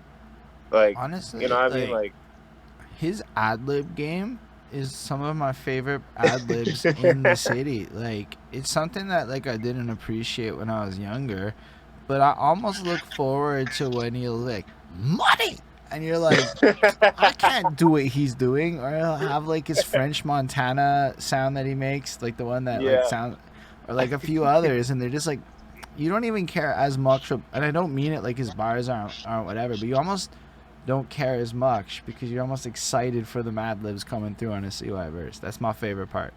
yeah. No, I rock with his music, bro. He's definitely doing his thing, bro. That whole clique is actually doing their thing, bro. It's nice, man. I think But a lot yeah, of bro, to, people's to come moving. up with a fifth, that's tough, man. Honestly, because I still personally, in terms of like Montreal artists outside of the shore, even and like the downtown region, I have a lot to learn still, bro. I can't even cap. I can't even cap. I used to listen to a lot of K bands, but I don't think I would put them in my five, bro. Honestly, but in terms of like listening, I listen to a lot of K bands too. Yeah, It's dope that you can still come up with answers. That's a good thing, you know. yeah, for That's sure. yeah. I'm not really sure what else to ask at this point. To be honest with you, I don't know if anyone else in the audience has questions for you. Do you have any like final things you want to say to the people? Bro, honestly, bro, like I mean, maybe not to the people, but in terms of like you, man, like I really appreciate you like having me on here, man. Like it's really my first interview ever, really being able to like tell people my experiences and my story, bro. And it's like you don't even know, like it's a weight off my shoulders personally. And like I just really appreciate it, bro. Like it was fun, bro. It's dope. And like I fucks with the vibes, bro. Like cool peoples and like I guess to everyone that's in here, bro, like I appreciate everybody tuning in too, man. Like just listening and hearing what I gotta say and hearing my perspectives and point of views, bro. Like it's humbling, you know what I mean?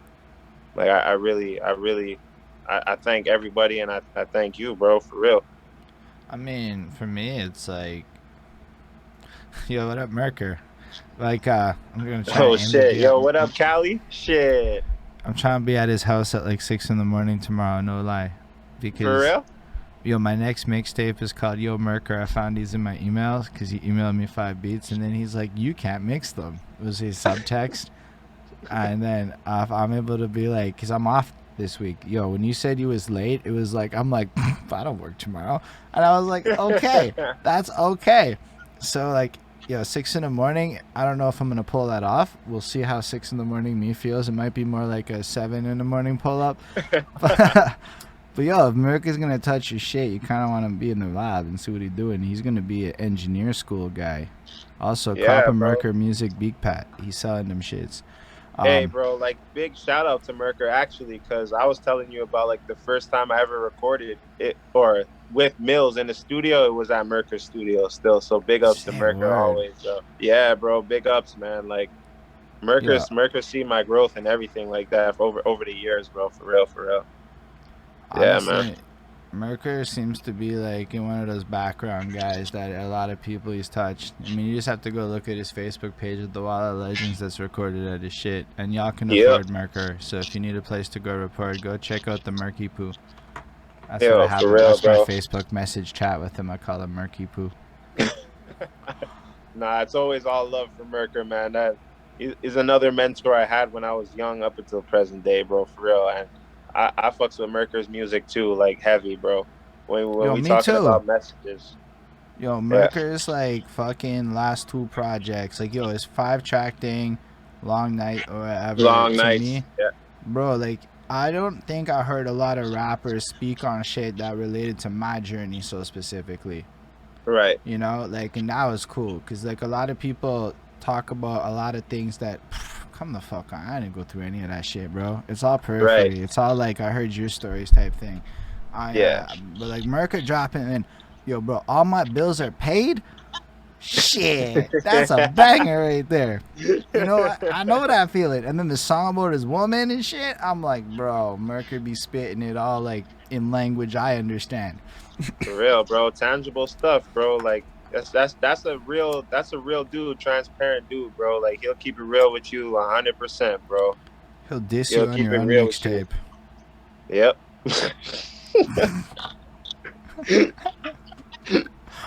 Yo, Yeah, shout out man. Merker. He's hilarious. I Yo, fucks big with him shout out. heavy, man. Yo, same, bro. Fuck, I'm actually due to go over there. No cap. I'm due to go back in that stew, bro. Yeah, you're making me feel like I gotta wake up early. Nah, it's worth it though. Like in life, if you want something and you go do it, it's good. Definitely not 6, but somewhere in that range of the early. Yo, for real, man. I can't lie. I don't think I ever touched a stew that early, bro.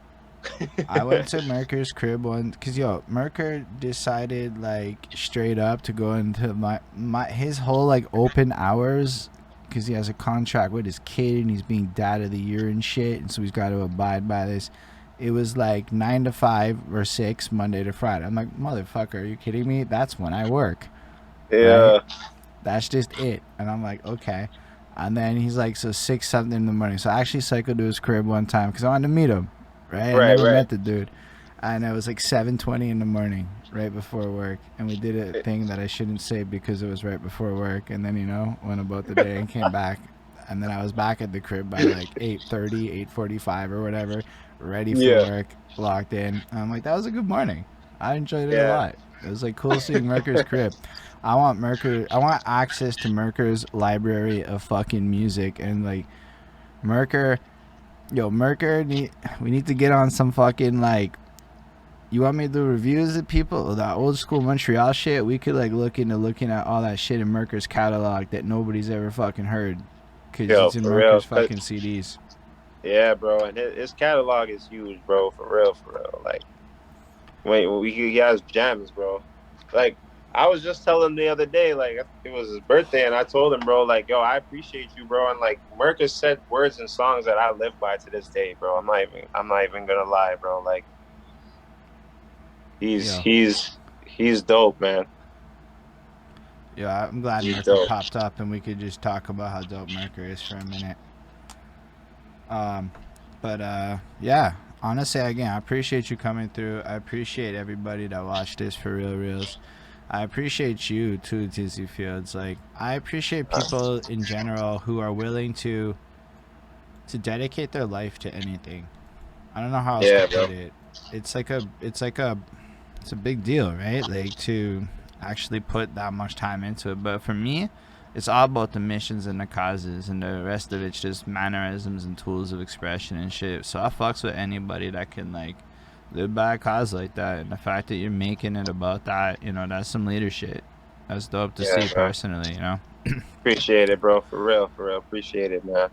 So like, I'm glad you came and shared your story. You made me care a lot more about your future music than I. Not that I didn't care, but you made me care a lot more about your future music.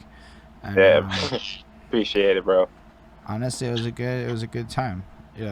Thank you all for watching. Thank you all for watching in the future. Like, comment, subscribe, all that good stuff.